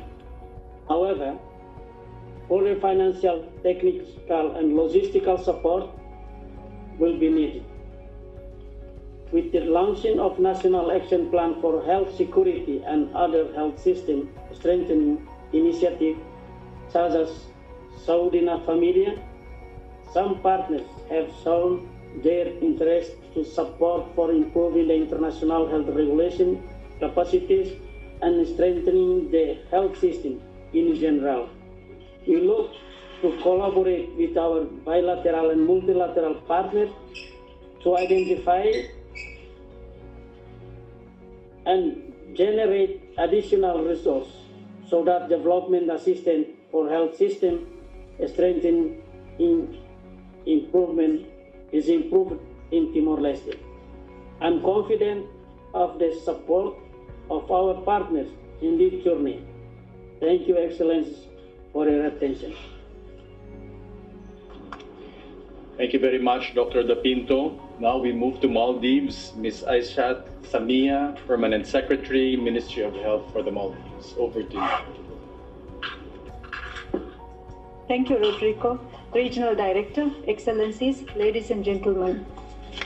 This pandemic has highlighted the significance of investment in public health. This includes a special focus on retaining and maintaining the IHR core capacities, as well as continuous improvement of the capacity of health professionals on the ground level to respond to public health threats.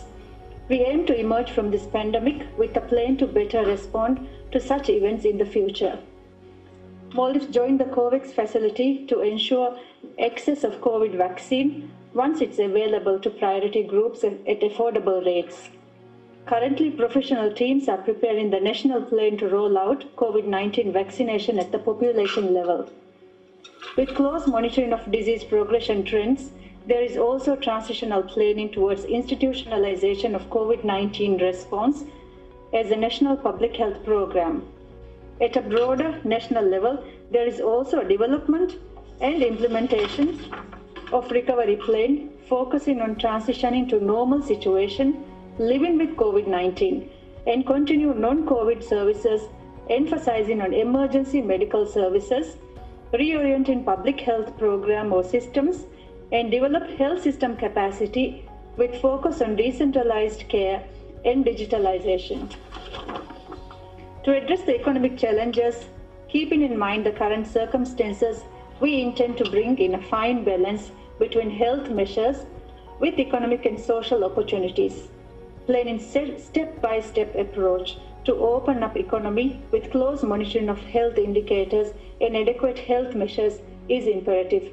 Thank you. Thank you, Maldives.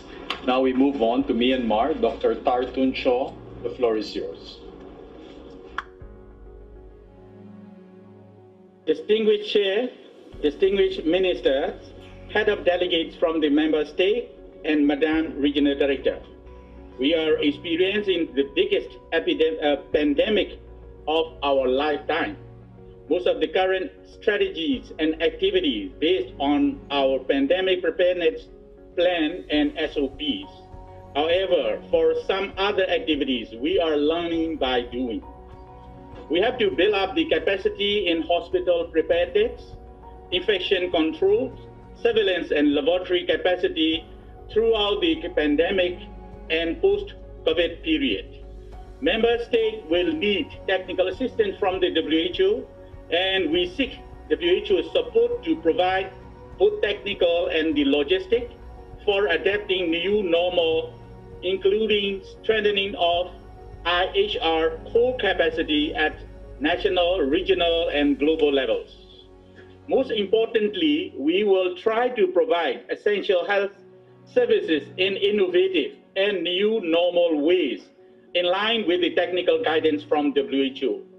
In a pandemic, once a safe and effective vaccine becomes available, we need to secure the key principle that some people in all countries are vaccinated rather than all people in some countries.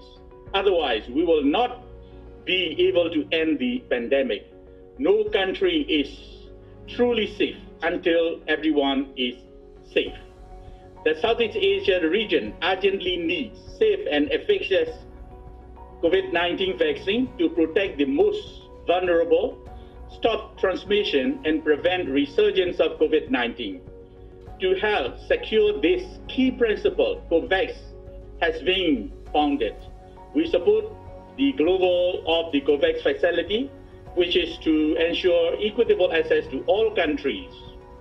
Countries participating in COVAX will benefit with sufficient vaccine doses to immunize up to 20% of their country population.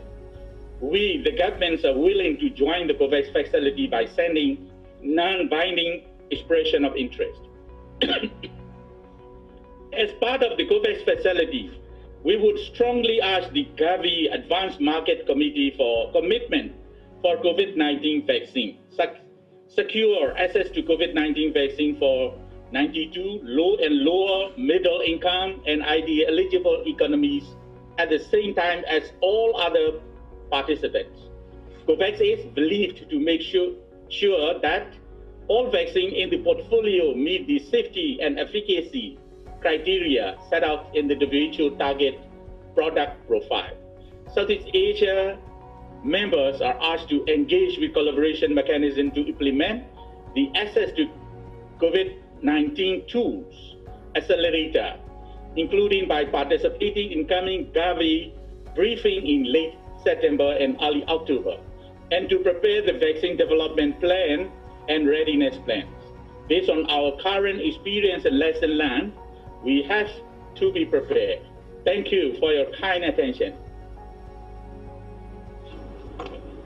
Thank you, Dr. Tartun Cho. And now let's move to Indonesia, who will be represented by Dr. Muhammad Subu, Senior Advisor for Health Economy to the Minister of Health. Over to you, sir. Thank you, Mr. Chair. First, Regional World Health. Ladies and gentlemen, thank you for this and best practice round one ministerial roundtable. Ladies and gentlemen, general perspective, the total health budget years has been stable of the total thing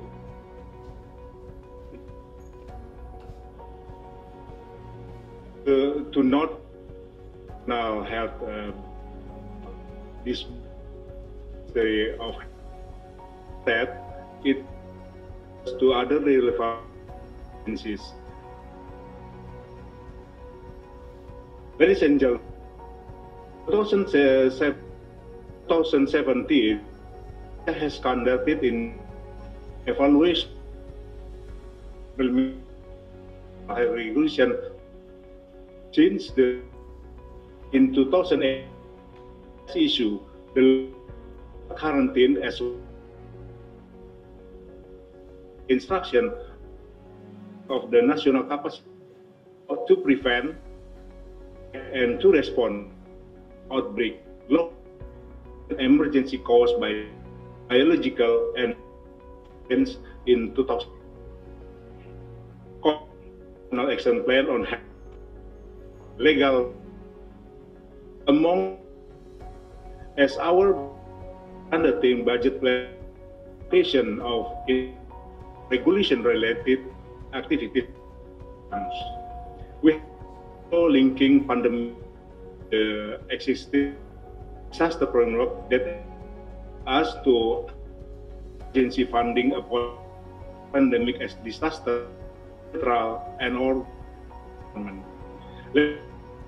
In addition, global health security inception into 14 and we participate in steering group, sharing the group 16, the zoonotic packets and provide the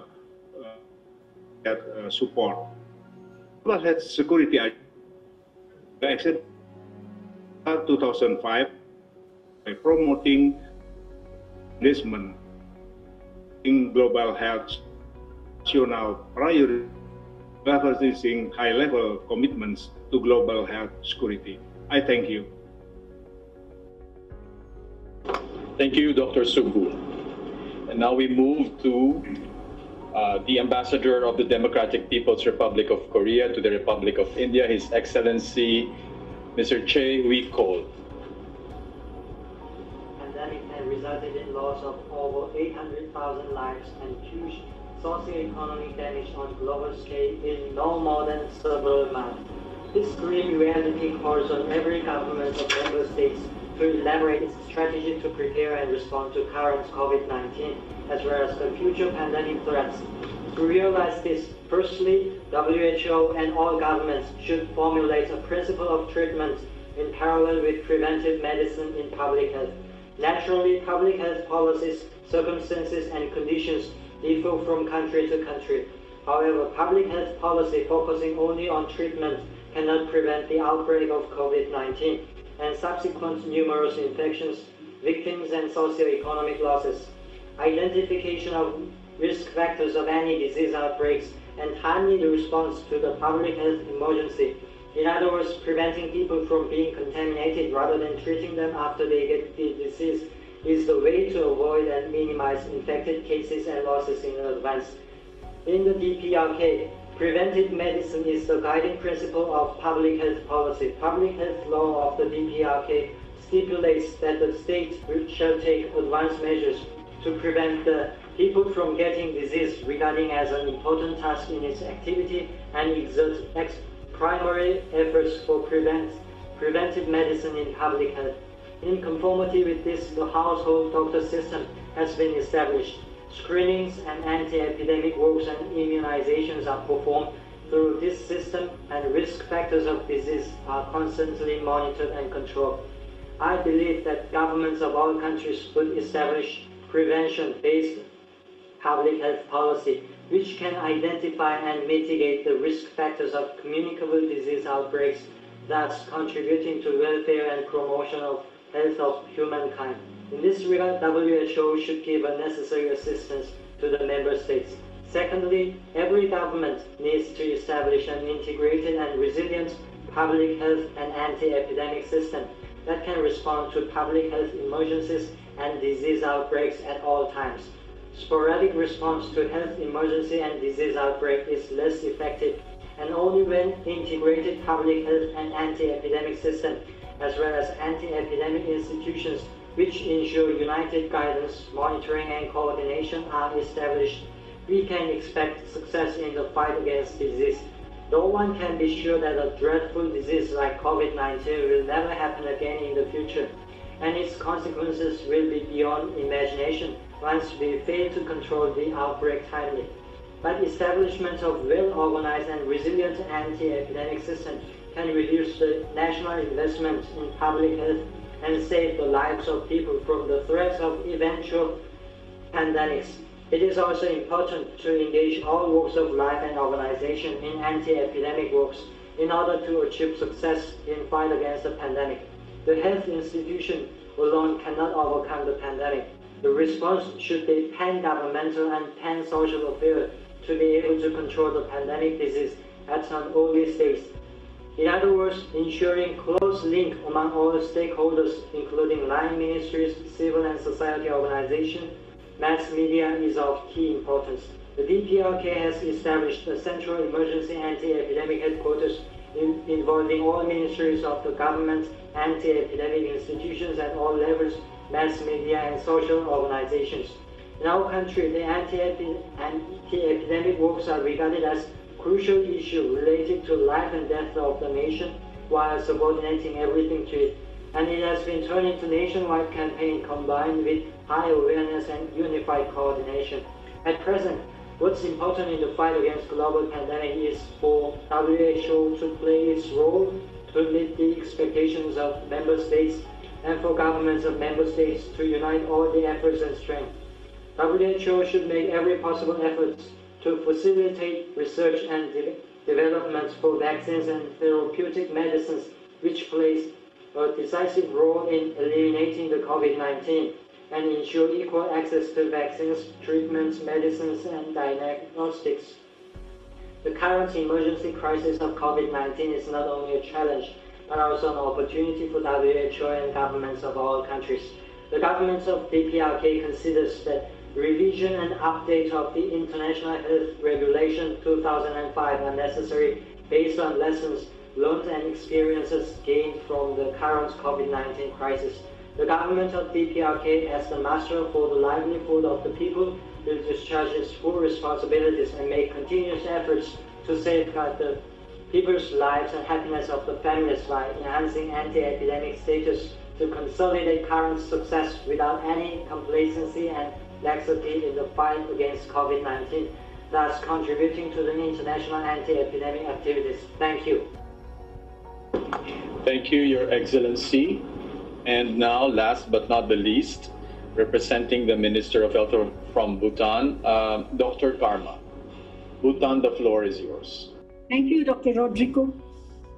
Excellencies, distinguished delegates, Madam Regional Director, for Bhutan to ensure the essential and emergency healthcare needs of the population during COVID-19, Bhutan simultaneously developed a plan for provision of essential healthcare and emergency services. The Essential Health Services Package was focused on maintaining the mother and child health services, immunization, services for the vulnerable populations like young infants, elderly people, people with disabilities. treatment of chronic diseases, including mental health, ensuring continuity of critical inpatient therapies, managing emergency health conditions, and common acute presentations that require time-sensitive interventions. Considering that the impact of pandemic would be substantial among vulnerable populations, we have carried out population mapping and line listing of the vulnerable groups. This was to ensure that the vulnerable groups get the priority and to minimize the impacts on their health. At the district levels, we developed microplans separately for essential health services with a focus on repurposing the resources. Separate units have been established for addressing COVID-19 and for delivering essential healthcare services. We have also leveraged on the partnerships and collaborations with other sectors, stakeholders, partners, so as to facilitate provision of healthcare services. Volunteers are oriented on preventive measures, and they form a critical part of the workforce towards communication and campaigns in the communities. Also equally cognizant of the gains realized in the key public health areas, our focus continues to be placed in sustaining these gains. We constantly monitor our key performance indicator through our routine HMIS to take stock of the service utilization trends in this COVID pandemic time. In order to ensure mother and child health services, operational MCH clinical guidelines have been developed. All health workers have been oriented on these new guidelines. Further line listing of the pregnant women, mothers and children and vulnerable populations have been carried out by each health facility. Till now, there has been no disruption of any of the essential health services. We have even conducted a routine HPV vaccination of the girls and achieved 95% nationwide coverage of the first dose of HPV vaccination. The health facility-based vaccine delivery strategy was implemented due to closure of the schools as an alternative. Flu clinics set up to reduce the risk of COVID-19 transmission in the hospitals have integrated TB screening. HIV case detection and follow-up have continued as usual. Despite the COVID-19 pandemic situation with lockdown and border seals, we were able to mobilize all the malaria and dengue control tools well in advance. First round IRS continued and completed in time before the lockdowns. LLIN distributions were carried out within April and May to all the risk populations. Malaria and dengue case-based surveillance and interventions around the index case were also carried out without delay. This year, unlike last year, we have no dengue outbreak situation in the country.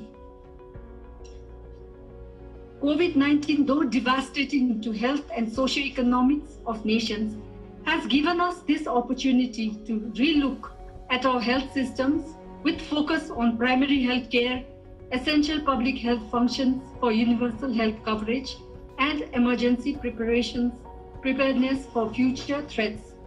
It's a wake-up call for the world to appreciate and consolidate the ongoing efforts at emergency risk management, increased investment of resources and skills and innovations in building resilient health systems to ensure continued health services and public health programs in any disaster and health emergency.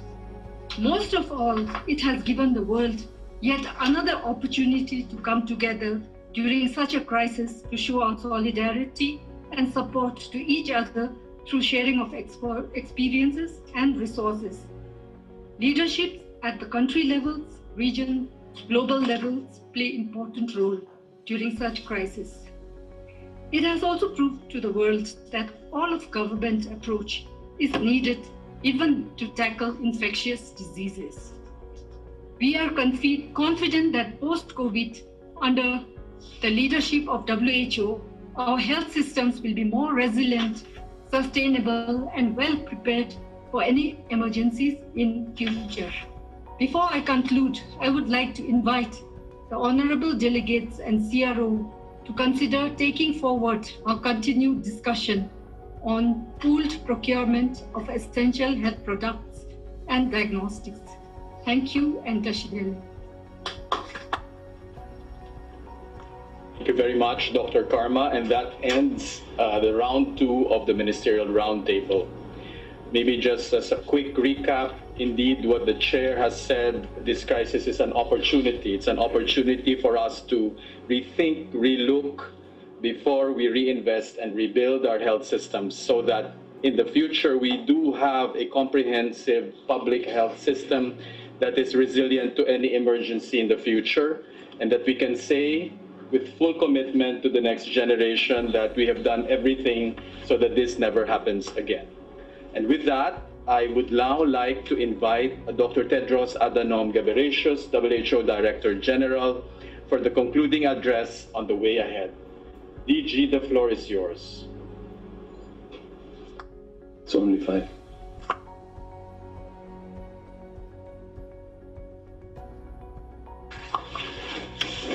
Thank you very much.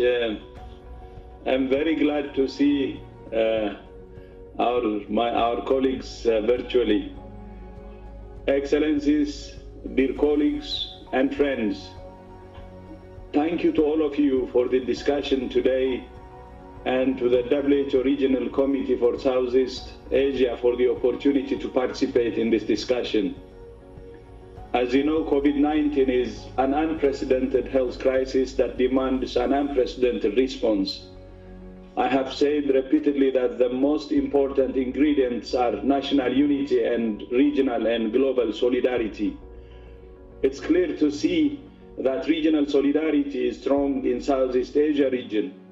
Although your region has suffered and is still suffering, it's encouraging to see you coming together to confront the pandemic as one. Globally, more than 27 million cases of COVID-19 have now been reported to WHO, and almost 900,000 deaths. In Southeast Asia, today marks a grim milestone, with more than 5 million cases reported, and on current trends, the region will pass 100,000 deaths in the next 10 days. The true cost is likely to be significantly higher. The spread of COVID-19 has impacted nearly every community, overwhelmed health systems, and disrupted economies and livelihoods, with effects reaching far beyond the health sector. It has also disproportionately impacted the most vulnerable. WHO recently surveyed countries to understand better the priorities of countries in the Southeast Asia region. At the top of the agenda is maintaining essential health services. Our surveys show that critical services have been suspended, including routine immunization, diagnosis and treatment for non-communicable diseases, family planning, and more.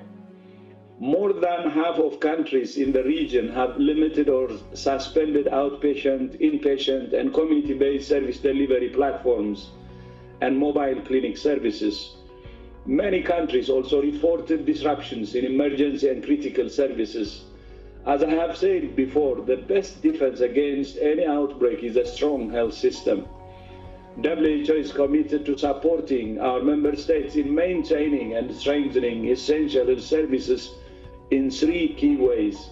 First, immediate adjustments to ensure continuity of essential services, including working with regional focal points to provide support to countries. Second, building medium-term response across society based on the health-first approach of the socio-economic response plan.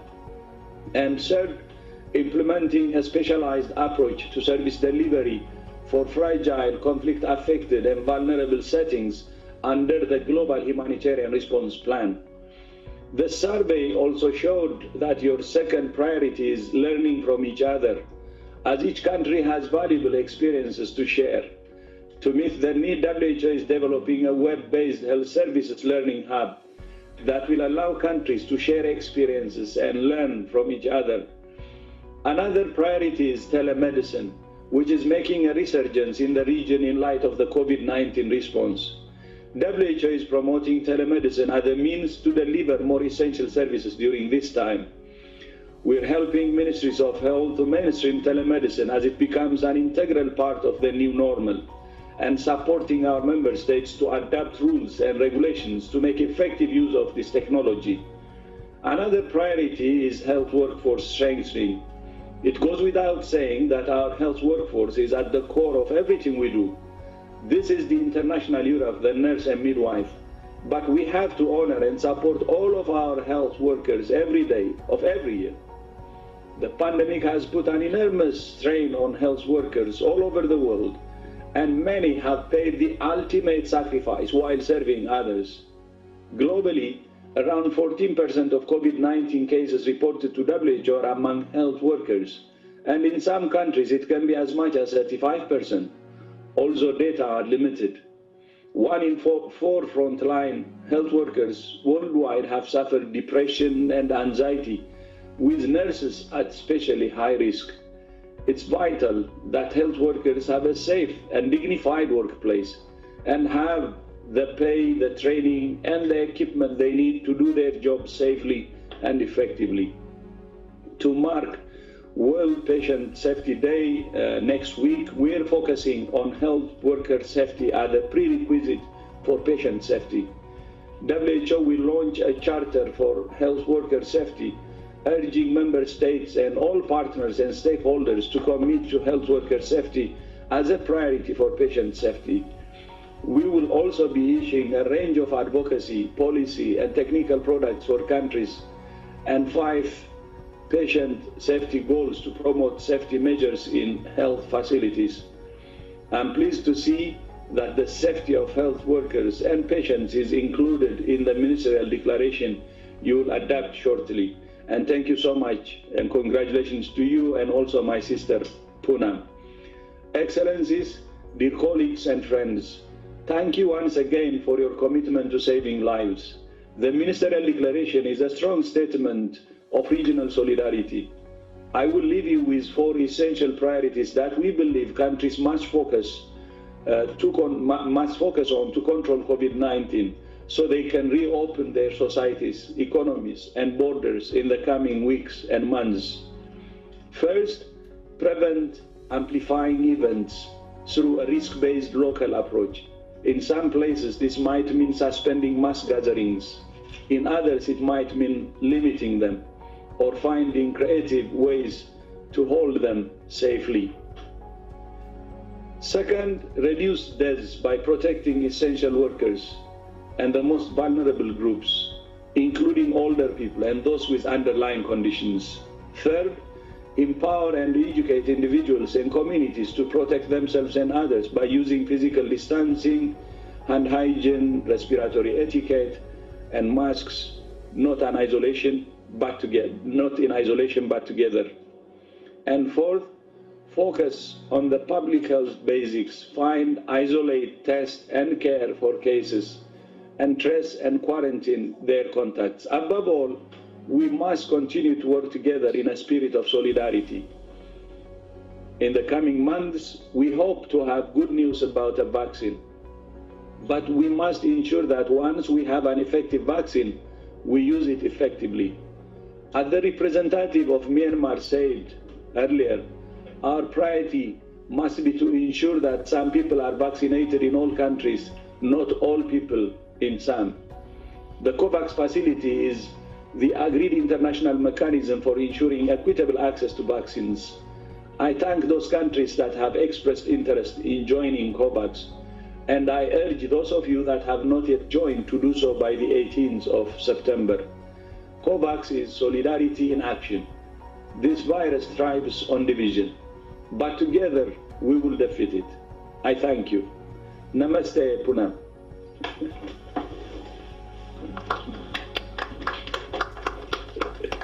Many thanks, DG, for joining us today. I know it's very early for you. And right now, I would like to then hand over the floor to the chair, Vice Chair, His Excellency Mr. Banu Bakta Dakal, Minister of Health and Population of Nepal. Over to you, sir.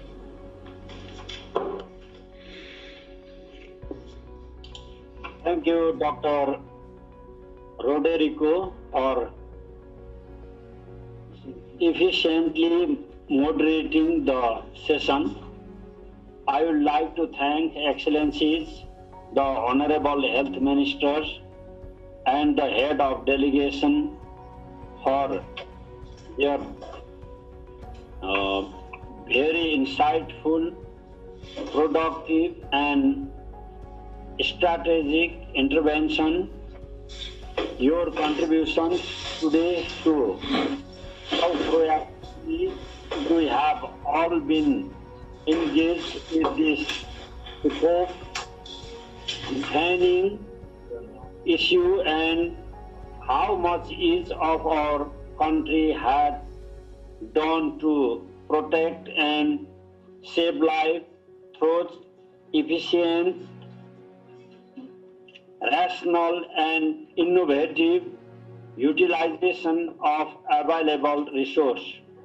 We have learned much from each other today, and we surely hear the best practice in terms of the multi-sectoral efforts and innovations tried in our respective countries back to our own settings.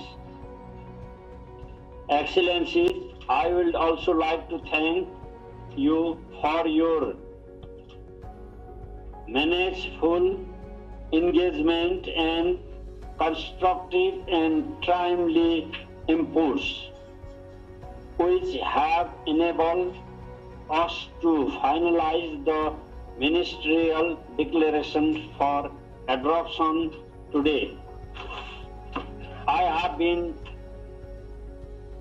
informed that the ministerial declaration has been prepared by the member states through an extensive consultative process. So let me hand over the floor to Dr. Hiroj, the advisor of Global Health, Ministry of Public Health, Royal Thai Government, to provide more details of the declaration. Dr. Hiroj, you have the floor. Thank you, Vice Chair. Madam Adi, the declaration has been prepared by all member states in our region with support from the Judicial Secretariat. The contribution by all member states are appreciated, and the pre-agreed final text has been circulated through email, and it is available with you. In the text, we have 7 key operative paragraphs. First, to improve USC and primary health care as a safety net for people in access to high-quality health services. Second, to ensure equitable access by all people to our essential health services without financial hardship. Third, to allocate adequate health budget to sustain uninterrupted health services during and after the pandemic. Fourth, to ensure occupational health, safety, and well-being of health professionals and strengthening safety of the patient. Fifth, to mobilize surge capacity in the society to mitigate the negative consequences of the pandemic. Sixth, to strengthen core capacity as required by the IHR 2005, including capacity for preparedness, surveillance, and rapid response, field epidemiological training, supply chain management, and stockpiling. And finally, to fully engage in global discussion on equitable allocation of vaccine, medicine, and diagnostic. These are the 7 key operative paragraphs in the declaration. And the declaration called the individual Southeast Asia region member state declaration. Over to you, Mr. Chair. Thank you. Thank you, Dr. Viroj, Excellencies and distinguished delegates. I believe that every member state is in agreement with the draft declaration.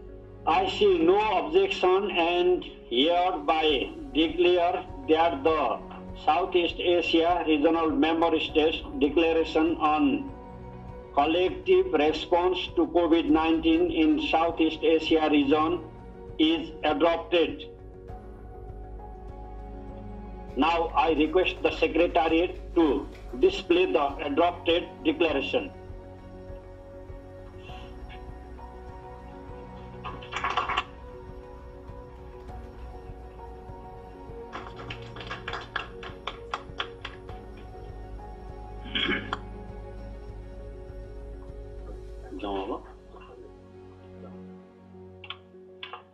I would like to thank Honorable Minister for their active participation in the very interactive and informative roundtable discussion. Your presence has helped to make this event a great success. I would like to thank Dr. Offrin, who moderated the roundtable nicely. He was able to bring out the key intervention and strategies in all our member states. Would like to thank Dr. Poonam Chhatrapal Singh for her insight as well as her leadership in the region on this agenda. We look forward to implementing the WHO Southeast Asia Region Member States Declaration on Collective Response to COVID-19 together in coming years. Our commitment made here today will drive our action, and our actions will produce result. So let's disseminate the commitment widely and move forward together. Thank you all for your participation. Now I declare the ministerial roundtable closed.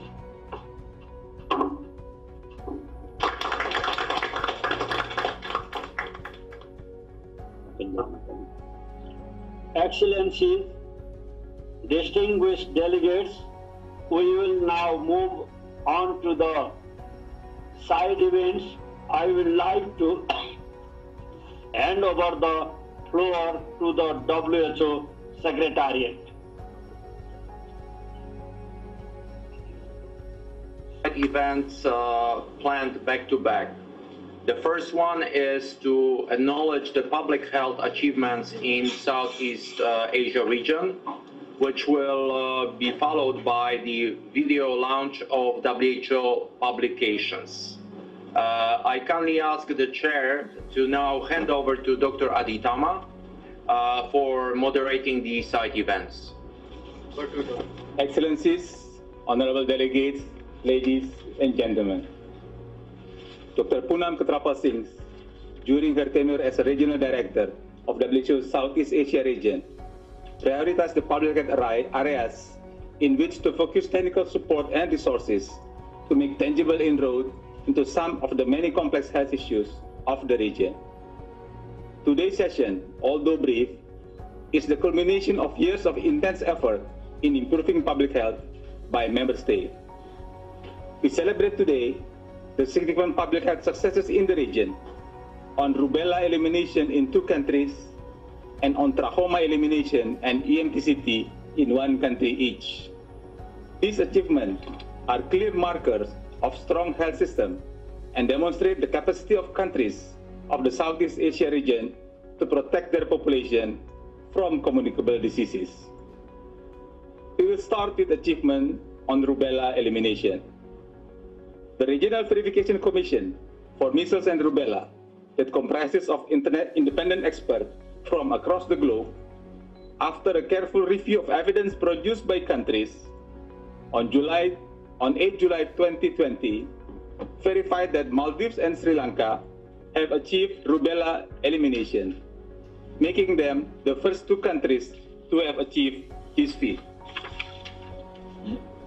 Maldives reported its last endemic case of rubella in October 2015. Maldives was verified to have eliminated endemic measles in 2017. With this achievement, Maldives became one of the first two countries in the region to achieve the regional goal of measles and rubella elimination 3 years ahead of its scheduled timeline of 2023. This commendable achievement has been possible by the strong leadership and commitment of the government of the Republic of Maldives, sustained collaboration with WHO and partners, and active support of healthcare workers and communities at all levels of health services.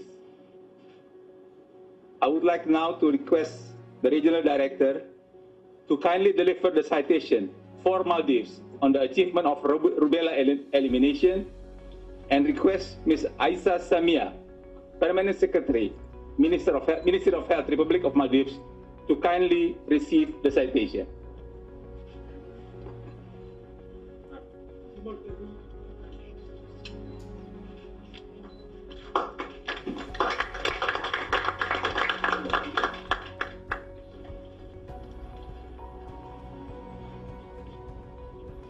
Thank you, Permanent Secretary, and thank you, RD. Excellencies, honorable delegates, Sri Lanka reported its last endemic case of rubella in March 2017. Sri Lanka was also verified to have eliminated endemic measles from the country in 2019. With this achievement, Sri Lanka also becomes one of the first two countries in the region to achieve the regional target of measles and rubella elimination 3 years ahead of its scheduled timeline of 2023. Strong leadership and commitment of the government of the Democratic Socialist Republic of Sri Lanka, support from WHO and partners, and the dedication and commitment of healthcare workers and communities in the country have contributed to the success in Sri Lanka. I would like now to request Madam RD to kindly deliver the citation for Sri Lanka on the achievement of rubella elimination, and would like to request Her Excellency Ms. Pavitra Wani Arachi, Minister of Health, Government of the Democratic Socialist Republic of Sri Lanka, to kindly receive the citation.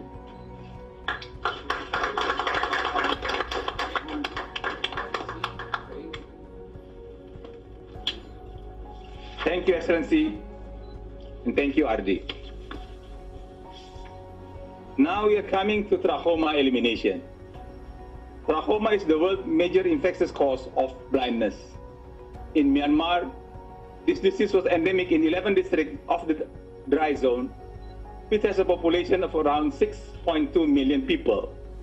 In 1964, the Ministry of Health and Sport initiated a trachoma control project with the support of WHO and UNICEF. Surveys between 2010 and 2015 demonstrated the program's steady success. Pre-validation surveys confirm it is no longer a public health problem in Myanmar.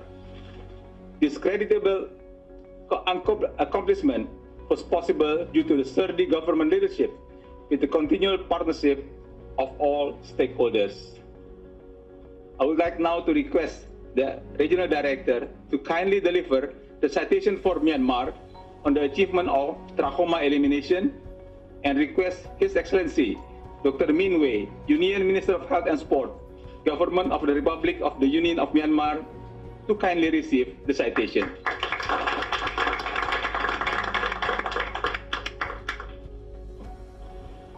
Thank you, Excellency, and thank you, RD.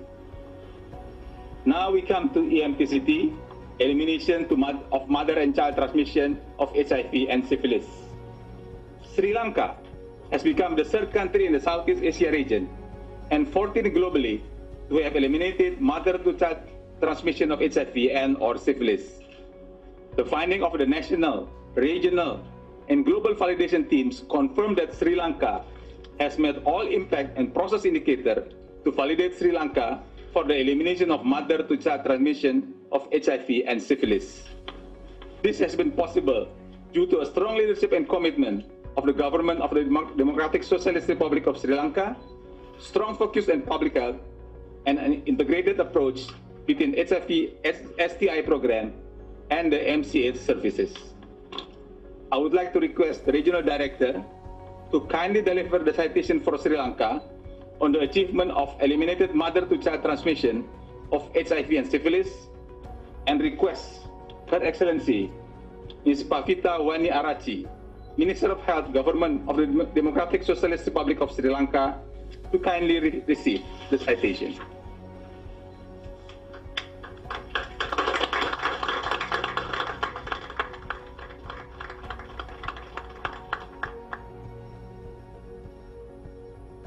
Thank you, Excellency, and thank you, RD. Excellencies, distinguished delegates, ladies and gentlemen, the region continues to make unprecedented progress on priority health issues. We look forward to celebrating together many such achievements on the sidelines of the subsequent regional committee session. Thank you.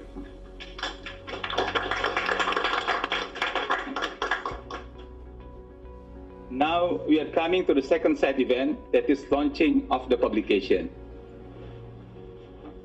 Excellencies, distinguished delegates, ladies and gentlemen, the virtual regional committee this year has witnessed new horizons, and to continue with this new tradition, we shall be launching publication virtually this time. There are 15 publications that are being launched during RC73 today, along with set of brochure of an annual update on progress toward the WHO Southeast Asia region's 8th flagship priority program, and also Southeast Asia Journal of Public Health September 2020 edition with the main topic of COVID-19. We will now see a video outlining brief information on the content of each of these 15 publications. The links to electronic version of all of these publications and contact details for publication copy requests are available on the RC mobile app. The video, please.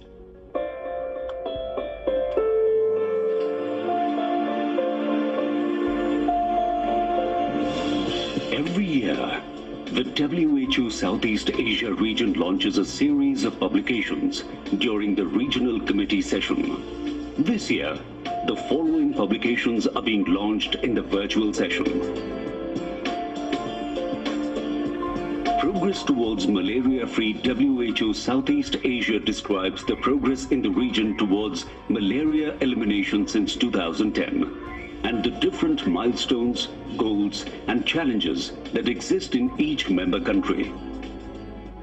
This publication captures Myanmar's efforts for elimination of trachoma, a disease that can lead to blindness if not treated at an early stage, and which was endemic among 6.2 million people in Myanmar. A first-of-its-kind publication in the region discovers the pictorial identification of 76 species of vectors transmitting diseases in WHO Southeast Asia region.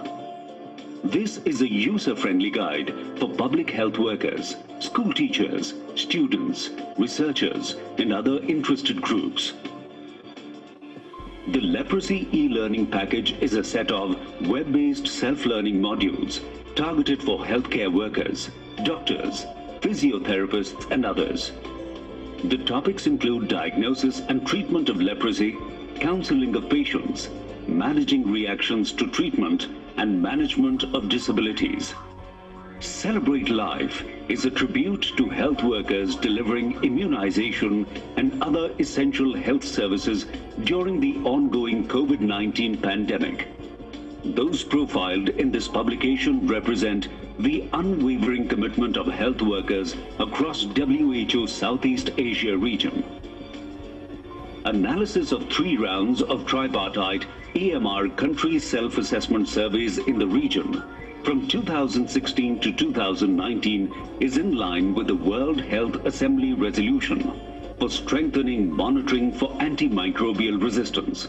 We are the only WHO region with 100% participation in this survey for 4 consecutive years. This evaluation documents the progress at the regional and country level in each of the 8 flagships, including achievements and success stories, best practices, and key challenges encountered between 2014 to 2018.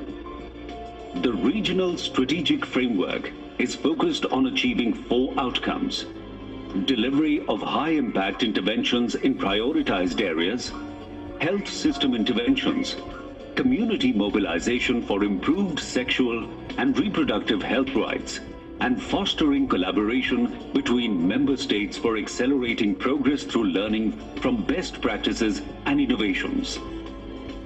The report highlights the progress made in the region towards universal health coverage and health-related SDG targets. This year's report also includes a summary of the progress using country-comparable estimates. This mid-term review assesses the health workforce situation and the progress made so far by member countries at the halfway mark of the decade. It assesses progress on health workforce governance, transformative education, rural retention, data, health workforce, and COVID-19, and progress made in the year of the nurse and the midwife.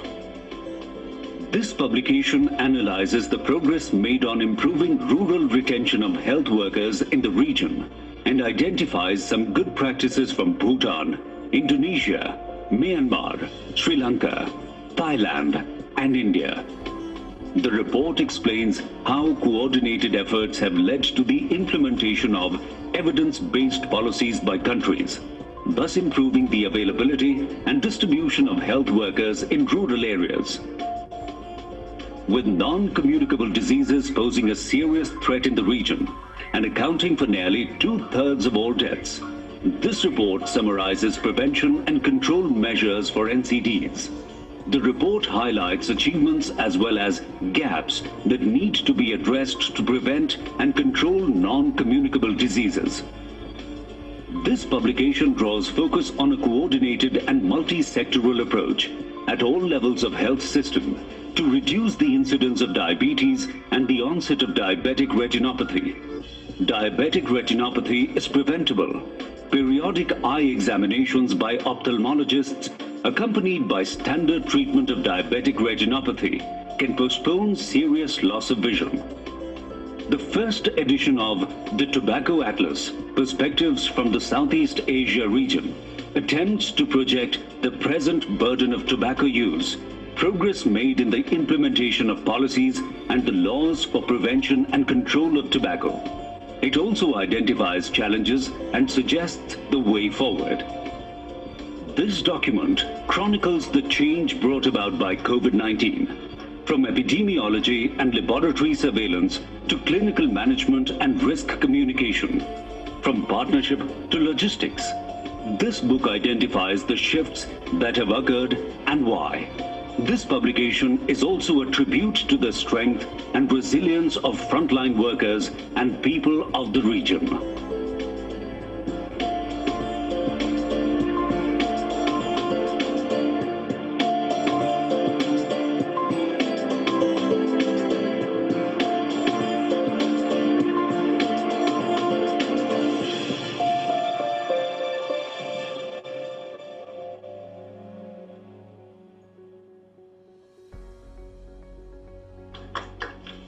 So thank you.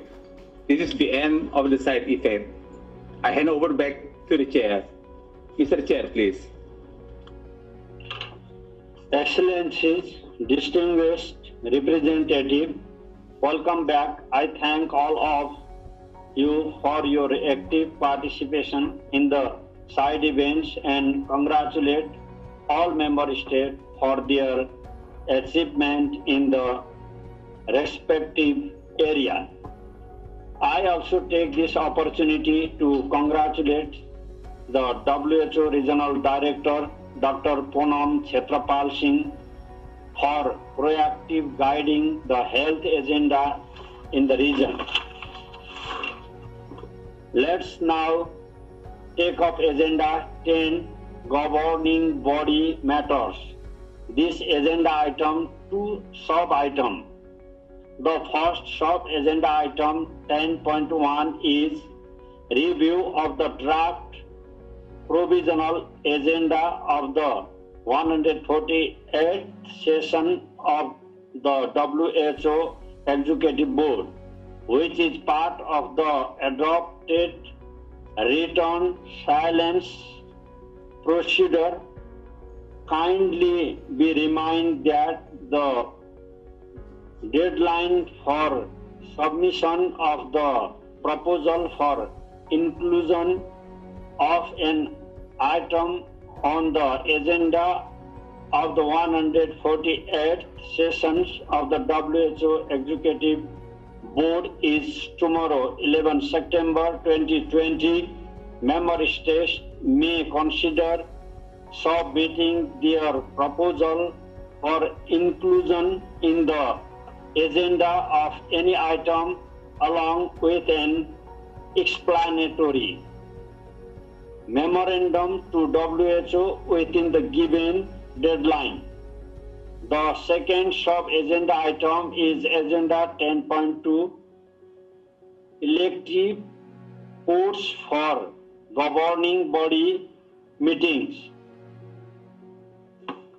Excellencies, the WHO Secretariat has requested that we consider and take a decision on elective post of office bearer for the 74th World Health Assembly and the 149th sessions of the WHO Executive Board and the membership of the WHO Executive Boards and Program, Budget and Administration Committee from our region.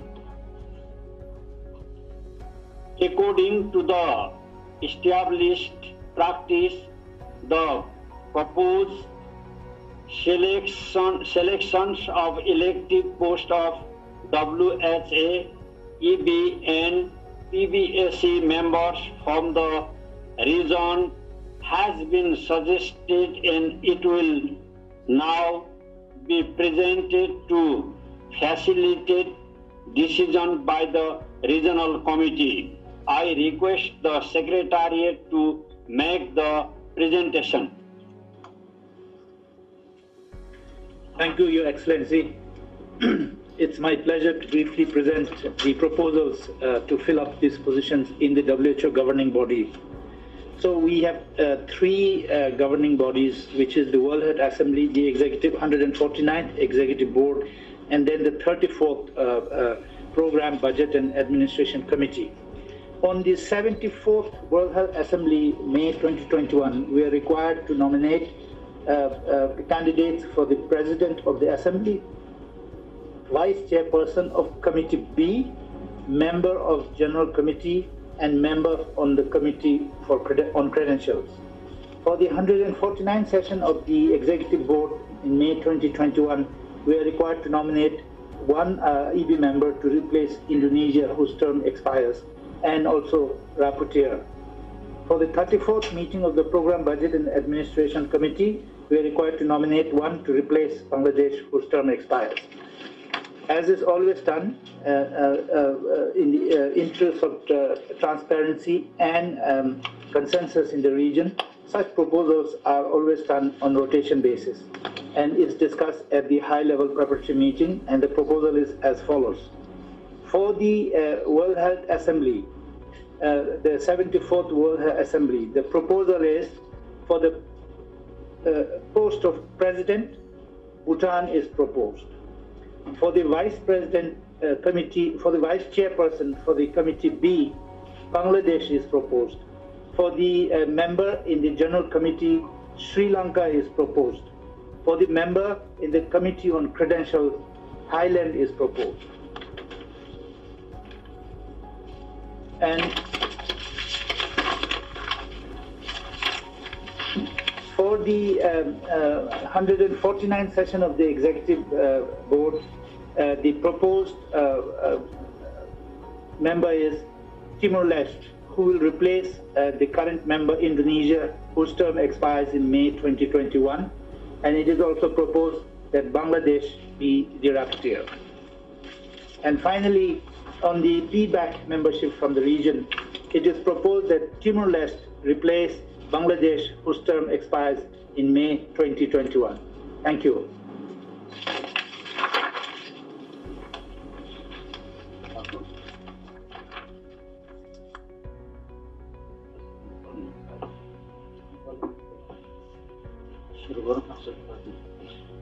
Thank you. Are there any comments or observations from the floor on the proposal for elective post in Executive Board as well as on PBSC membership?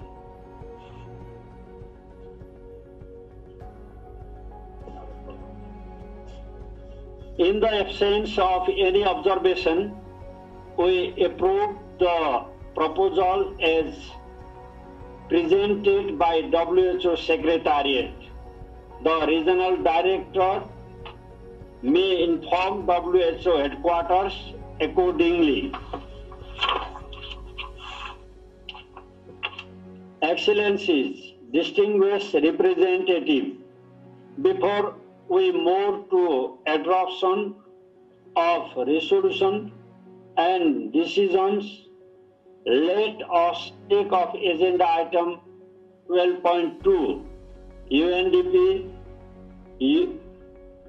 UNFPA, UNICEF, WHO, World Bank special programs of research, development and research training in human reproduction, Policy and Coordination Committee reports on the attendance at PCC in 2020 and nomination of the member in place of Bhutan, whose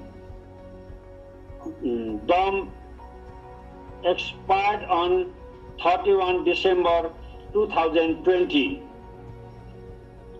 The high-level preparatory meeting held virtually in July 2020 has discussed the agenda in detail and recommended the nominations of Bangladesh to serve on PCC for the 3 years terms starting 1st January 2021 in place of Bhutan.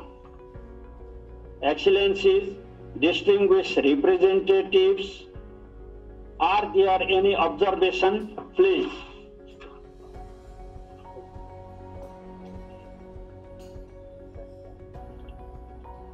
As there are none, the regional committee decided to accept the nominations of Bangladesh to be a member of the PCC for 3 years, effective 1 January 2021. Let us congratulate Bangladesh on its nominations to PCC. The regional director may inform WHO headquarters accordingly.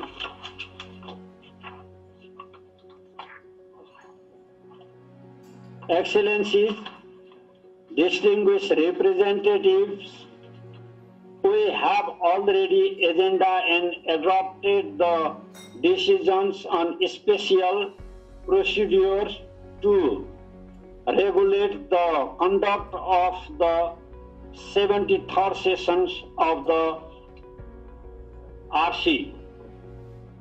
In addition, we have the following resolution and decision which are also agreed in advance by the member states.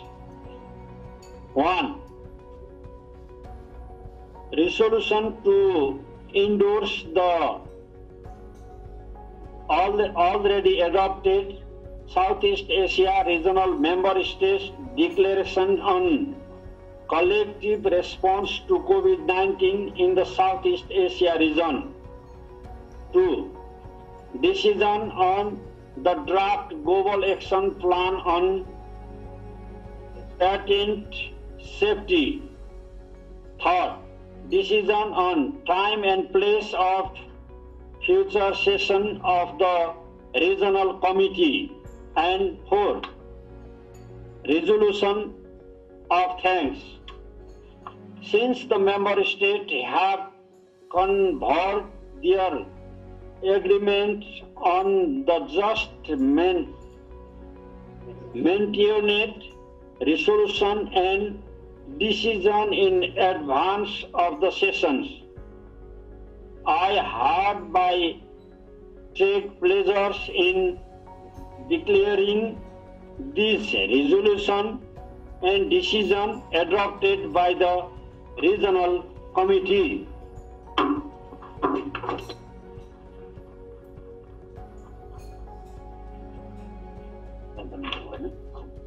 Excellencies, distinguished representatives, you may agree with me that in view of the virtual format of the meeting, reduced duration and the fact that most of the agenda items are covered under written silence procedure, drafting live reports of the session may not be possible.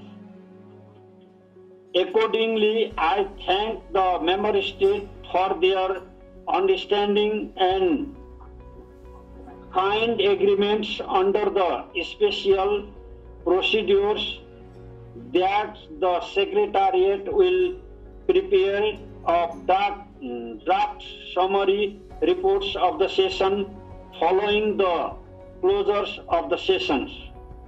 I believe that Secretariat has taken note of the written inputs posted by the member state and the statement submitted by the non-state actors, intergovernmental organizations and United Nations specialized agency, and will shortly by incorporate them in the report of the sessions.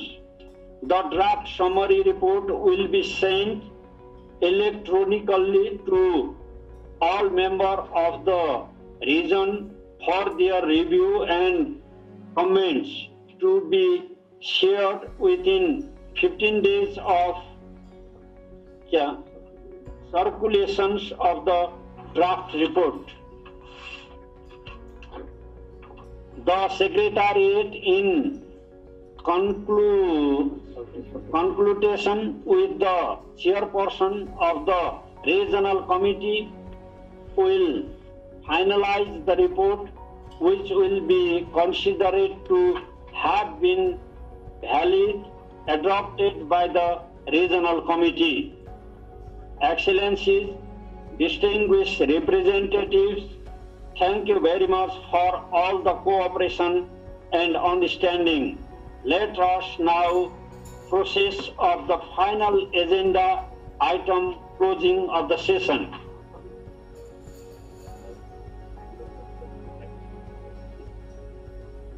And I would like to hand over session back to Honorable Chair. Thank you.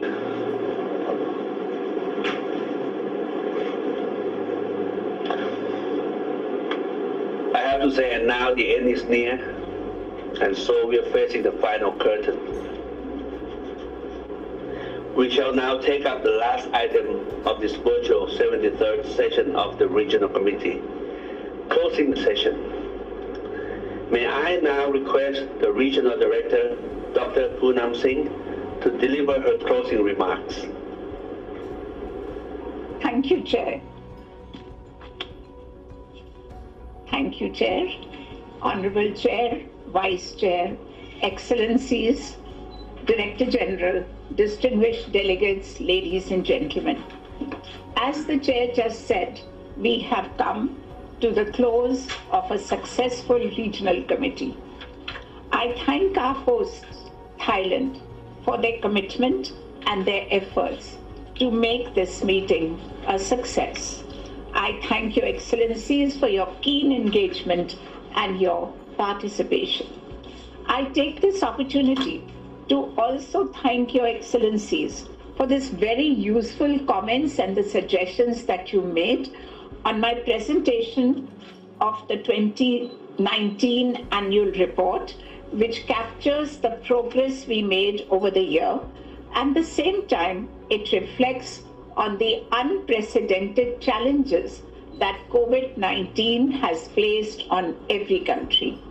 We must continue to vigorously implement the region's sustain, accelerate, innovate vision, as together we strive to protect and defend the many gains we have made across all areas of health.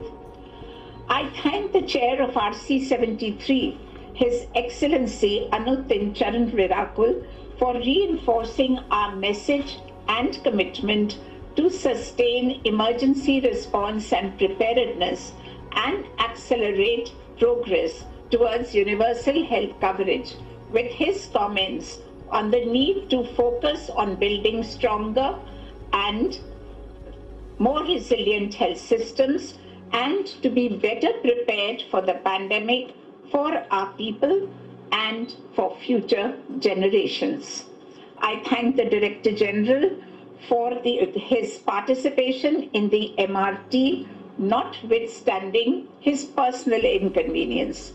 He has demonstrated his commitment to the region and to the subject matter of discussion, that is the continuation of essential services during pandemic as grave as COVID-19.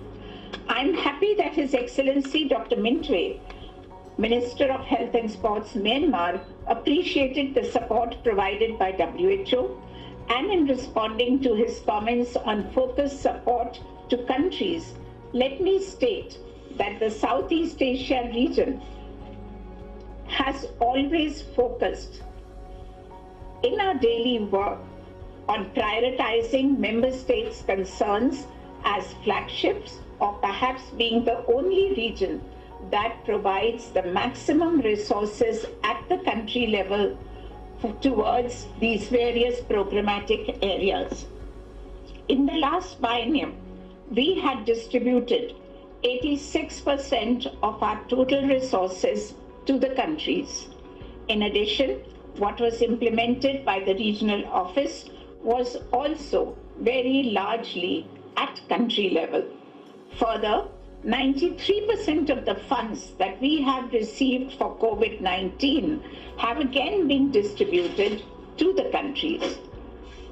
I would also like to touch upon the suggestion of Her Excellency, Mrs. Pavitra Varayat Chahal, on strengthening safety of international travel, and inform the Honorable Ministers that WHO has recently released the guidelines on public health considerations while resuming international travel, which would be useful to countries in resuming safe travel as their economies open up.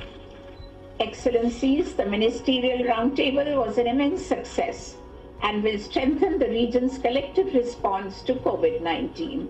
Solidarity and cooperation have been central to the region's ethos for many years now, and a feature of our pandemic response as well. The Member States' declaration affirms the region's resolve to strengthen the response and to build a healthier, more health-secure region and as we move into recovery and beyond.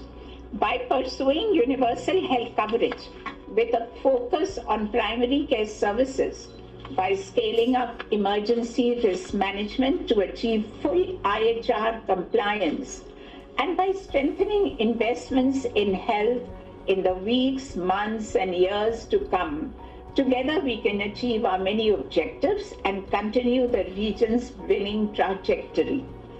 I thank all of you for the very appreciative comments made about our work together in both yesterday and today's sessions. The very useful and constructive comments will be appropriately reflected in our RC report. In recognizing the successful deliberations of the Regional Committee, I express my sincere gratitude to His Excellency Anatun Chandravirakul, Deputy Prime Minister and Minister of Health of the Royal Thai Government, for the effort he and his team has put into hosting this. I thank the Vice Chair, His Excellency Mr. Bhanu Bhakt Dhakal, Honorable Minister of Health and Population, Government of the Federal Democratic Republic of Nepal, for his continued support and for very effectively chairing some of the parts of the RC. I thank the DG, WHO and the headquarter team for the energy and insight they brought to the committee and for their ongoing support not only to the region's response but also across all programmatic areas. I thank the many non-government and intergovernment organizations that participated and who continue to partner us. The challenges we face cannot be solved by just member states and WHO alone, but do require the whole of society buy-in, as was emphasized by a distinguished representative from Maldives. Finally, I give my sincere thanks to the SEAR Secretariat, especially the ICT team, for the hard work they put in to ensure this first ever virtual RC was seamless. Our work to advance regional and global health continues, as it must, for the health, well-being and sustainable development not only of all people in this region, but also across the world. Thank you.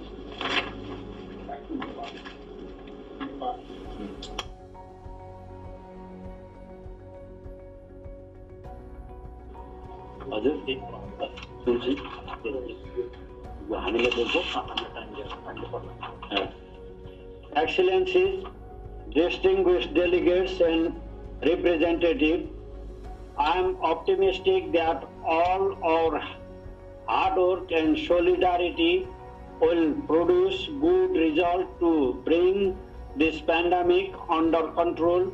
Let us join hands together to bring it under control as early as possible. Your Excellencies, we have already initiated the preparation of 74th Regional Committee meeting to be organized in September 2021 in Nepal. We wish the pandemic of COVID-19 will be over very soon, and we will meet on next September in Nepal. I would like to inform that Nepal is the home of many old heritage sites, the birthplace of Lord Buddha, and stewards in the Himalayan region, peaks in the old, including Mountain Everest. We look forward to welcoming you all in Nepal. Thank you so much. Namaskar.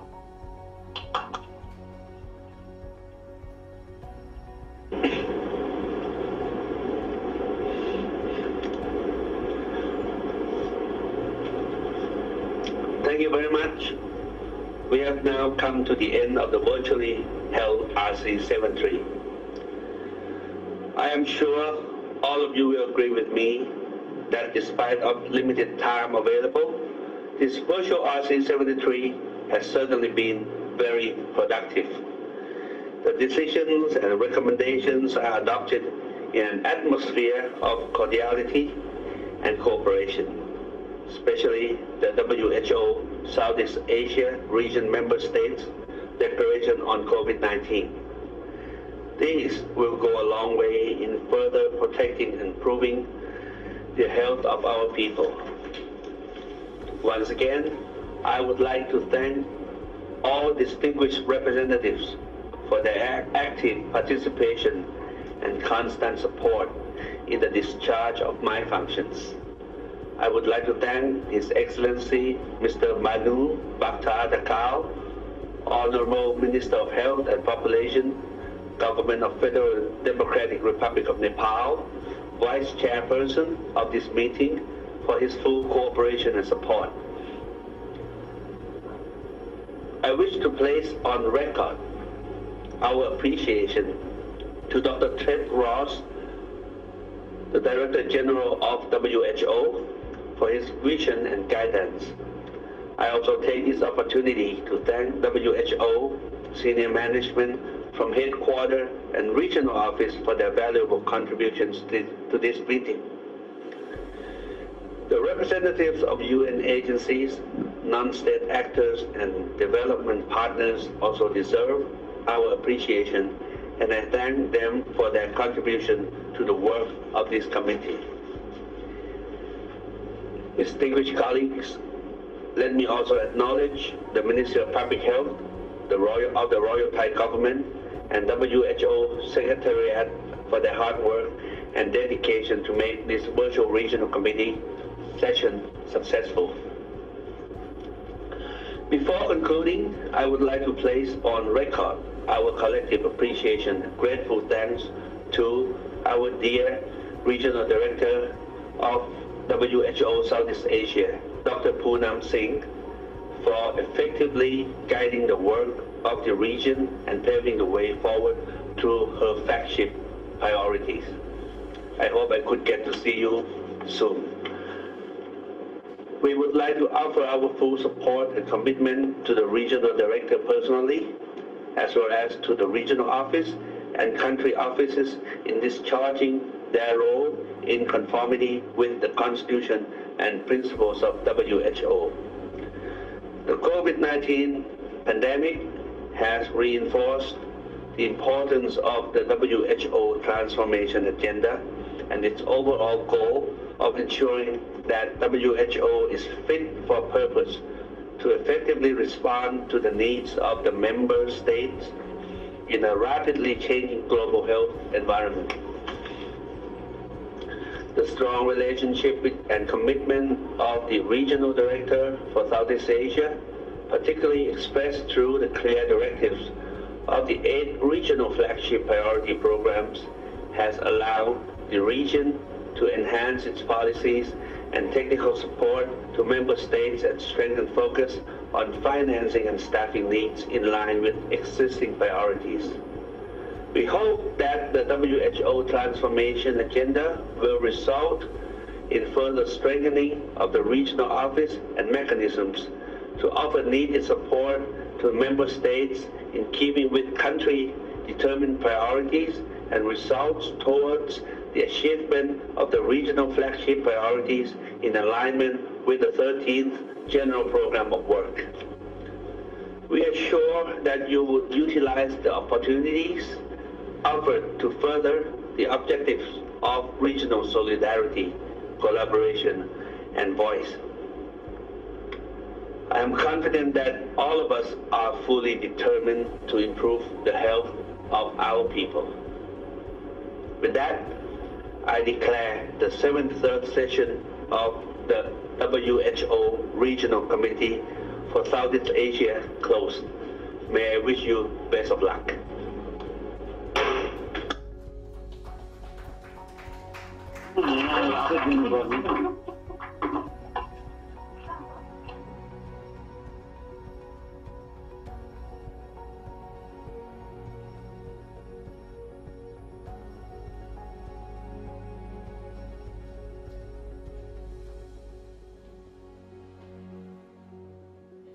पिछले 2 दिनों से world health organisation के south east Asia region की 73वीं regional committee की meeting आज संपन्न हुई है, जिसमें साउथ ईस्ट एशिया रीजन के 11 मेंबर स्टेट्स जिसमें भारत भी है, उनके सभी हेल्थ मिनिस्टर्स ने भाग लिया। रीजनल डायरेक्टर से लेकर और विश्व स्वास्थ्य संगठन के डायरेक्टर जनरल ने भाग लिया और विशेष रूप से 2020 में सारी दुनिया को प्रभावित करने वाले कोविड के संदर्भ में जो सभी स्टेट्स ने अपनी विस्तृत जो स्ट्रैटेजीज़ हैं उनके बारे में बताया, अपनी गुड प्रैक्टिसेस के बारे में बताया और जो विश्व स्वास्थ्य संगठन का इंटरनेशनल हेल्थ रेगुलेशंस हैं और उसमें भी इमरजेंसी हेल्थ प्रिपेयर्डनेस, उसके कंटेक्स्ट में भविष्य में भी अगर कोई इस प्रकार के पेंडेमिक दुनिया को या दक्षिण पूर्व एशिया को प्रभावित करते हैं तो किस प्रकार से सरकारों को अपने अनुभव से और ज़्यादा विस्तृत तैयारियां करनी चाहिए, इसके बारे में बहुत विस्तार से बातचीत हुई है। भारत की ओर से हमने सभी देशों को ये बताया कि किस प्रकार से प्रधानमंत्री नरेंद्र मोदी जी के नेतृत्व में पिछले 8 महीने में हम लोगों ने अपने देश में कोविड को कंट्रोल करने के लिए दुनिया के बाकी देशों से बेहतर प्रदर्शन करने की कोशिश की और इमरजेंसी सिचुएशन में कैसे अपनी हेल्थ इंफ्रास्ट्रक्चर को, अपनी डायग्नोस्टिक फैसिलिटीज़ को और जो भी इस प्रकार के मेडिकल इक्विपमेंट्स इत्यादि का कोविड को हैंडल करने के लिए आवश्यकता थी, उनको कैसे हमने अपनी फैसिलिटीज़ को सबको विकसित किया, देश को आत्मनिर्भर किया।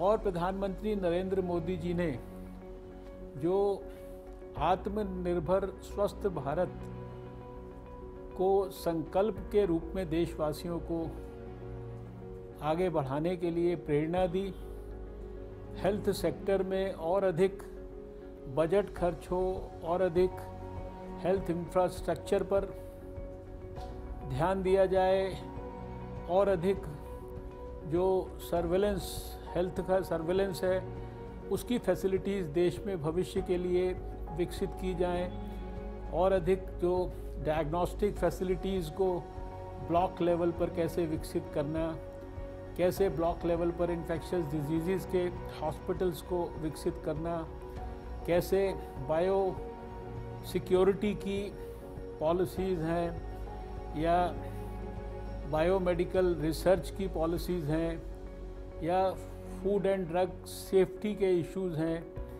या हेल्थ केयर की दूसरी फैसिलिटीज़ को विकसित करने की बातें हैं, इन सब के बारे में जो भारत ने तैयारी की है, भारत ने स्वास्थ्य पर और अधिक आने वाले समय में अपने जीडीपी में स्पेंडिंग करने के बारे में जो निर्णय लिए हैं अपनी हेल्थ पॉलिसीज़ में, इन सब के बारे में हमने भारत की ओर से सभी दक्षिण पूर्व एशिया के देशों के साथ अपनी बात को शेयर किया है।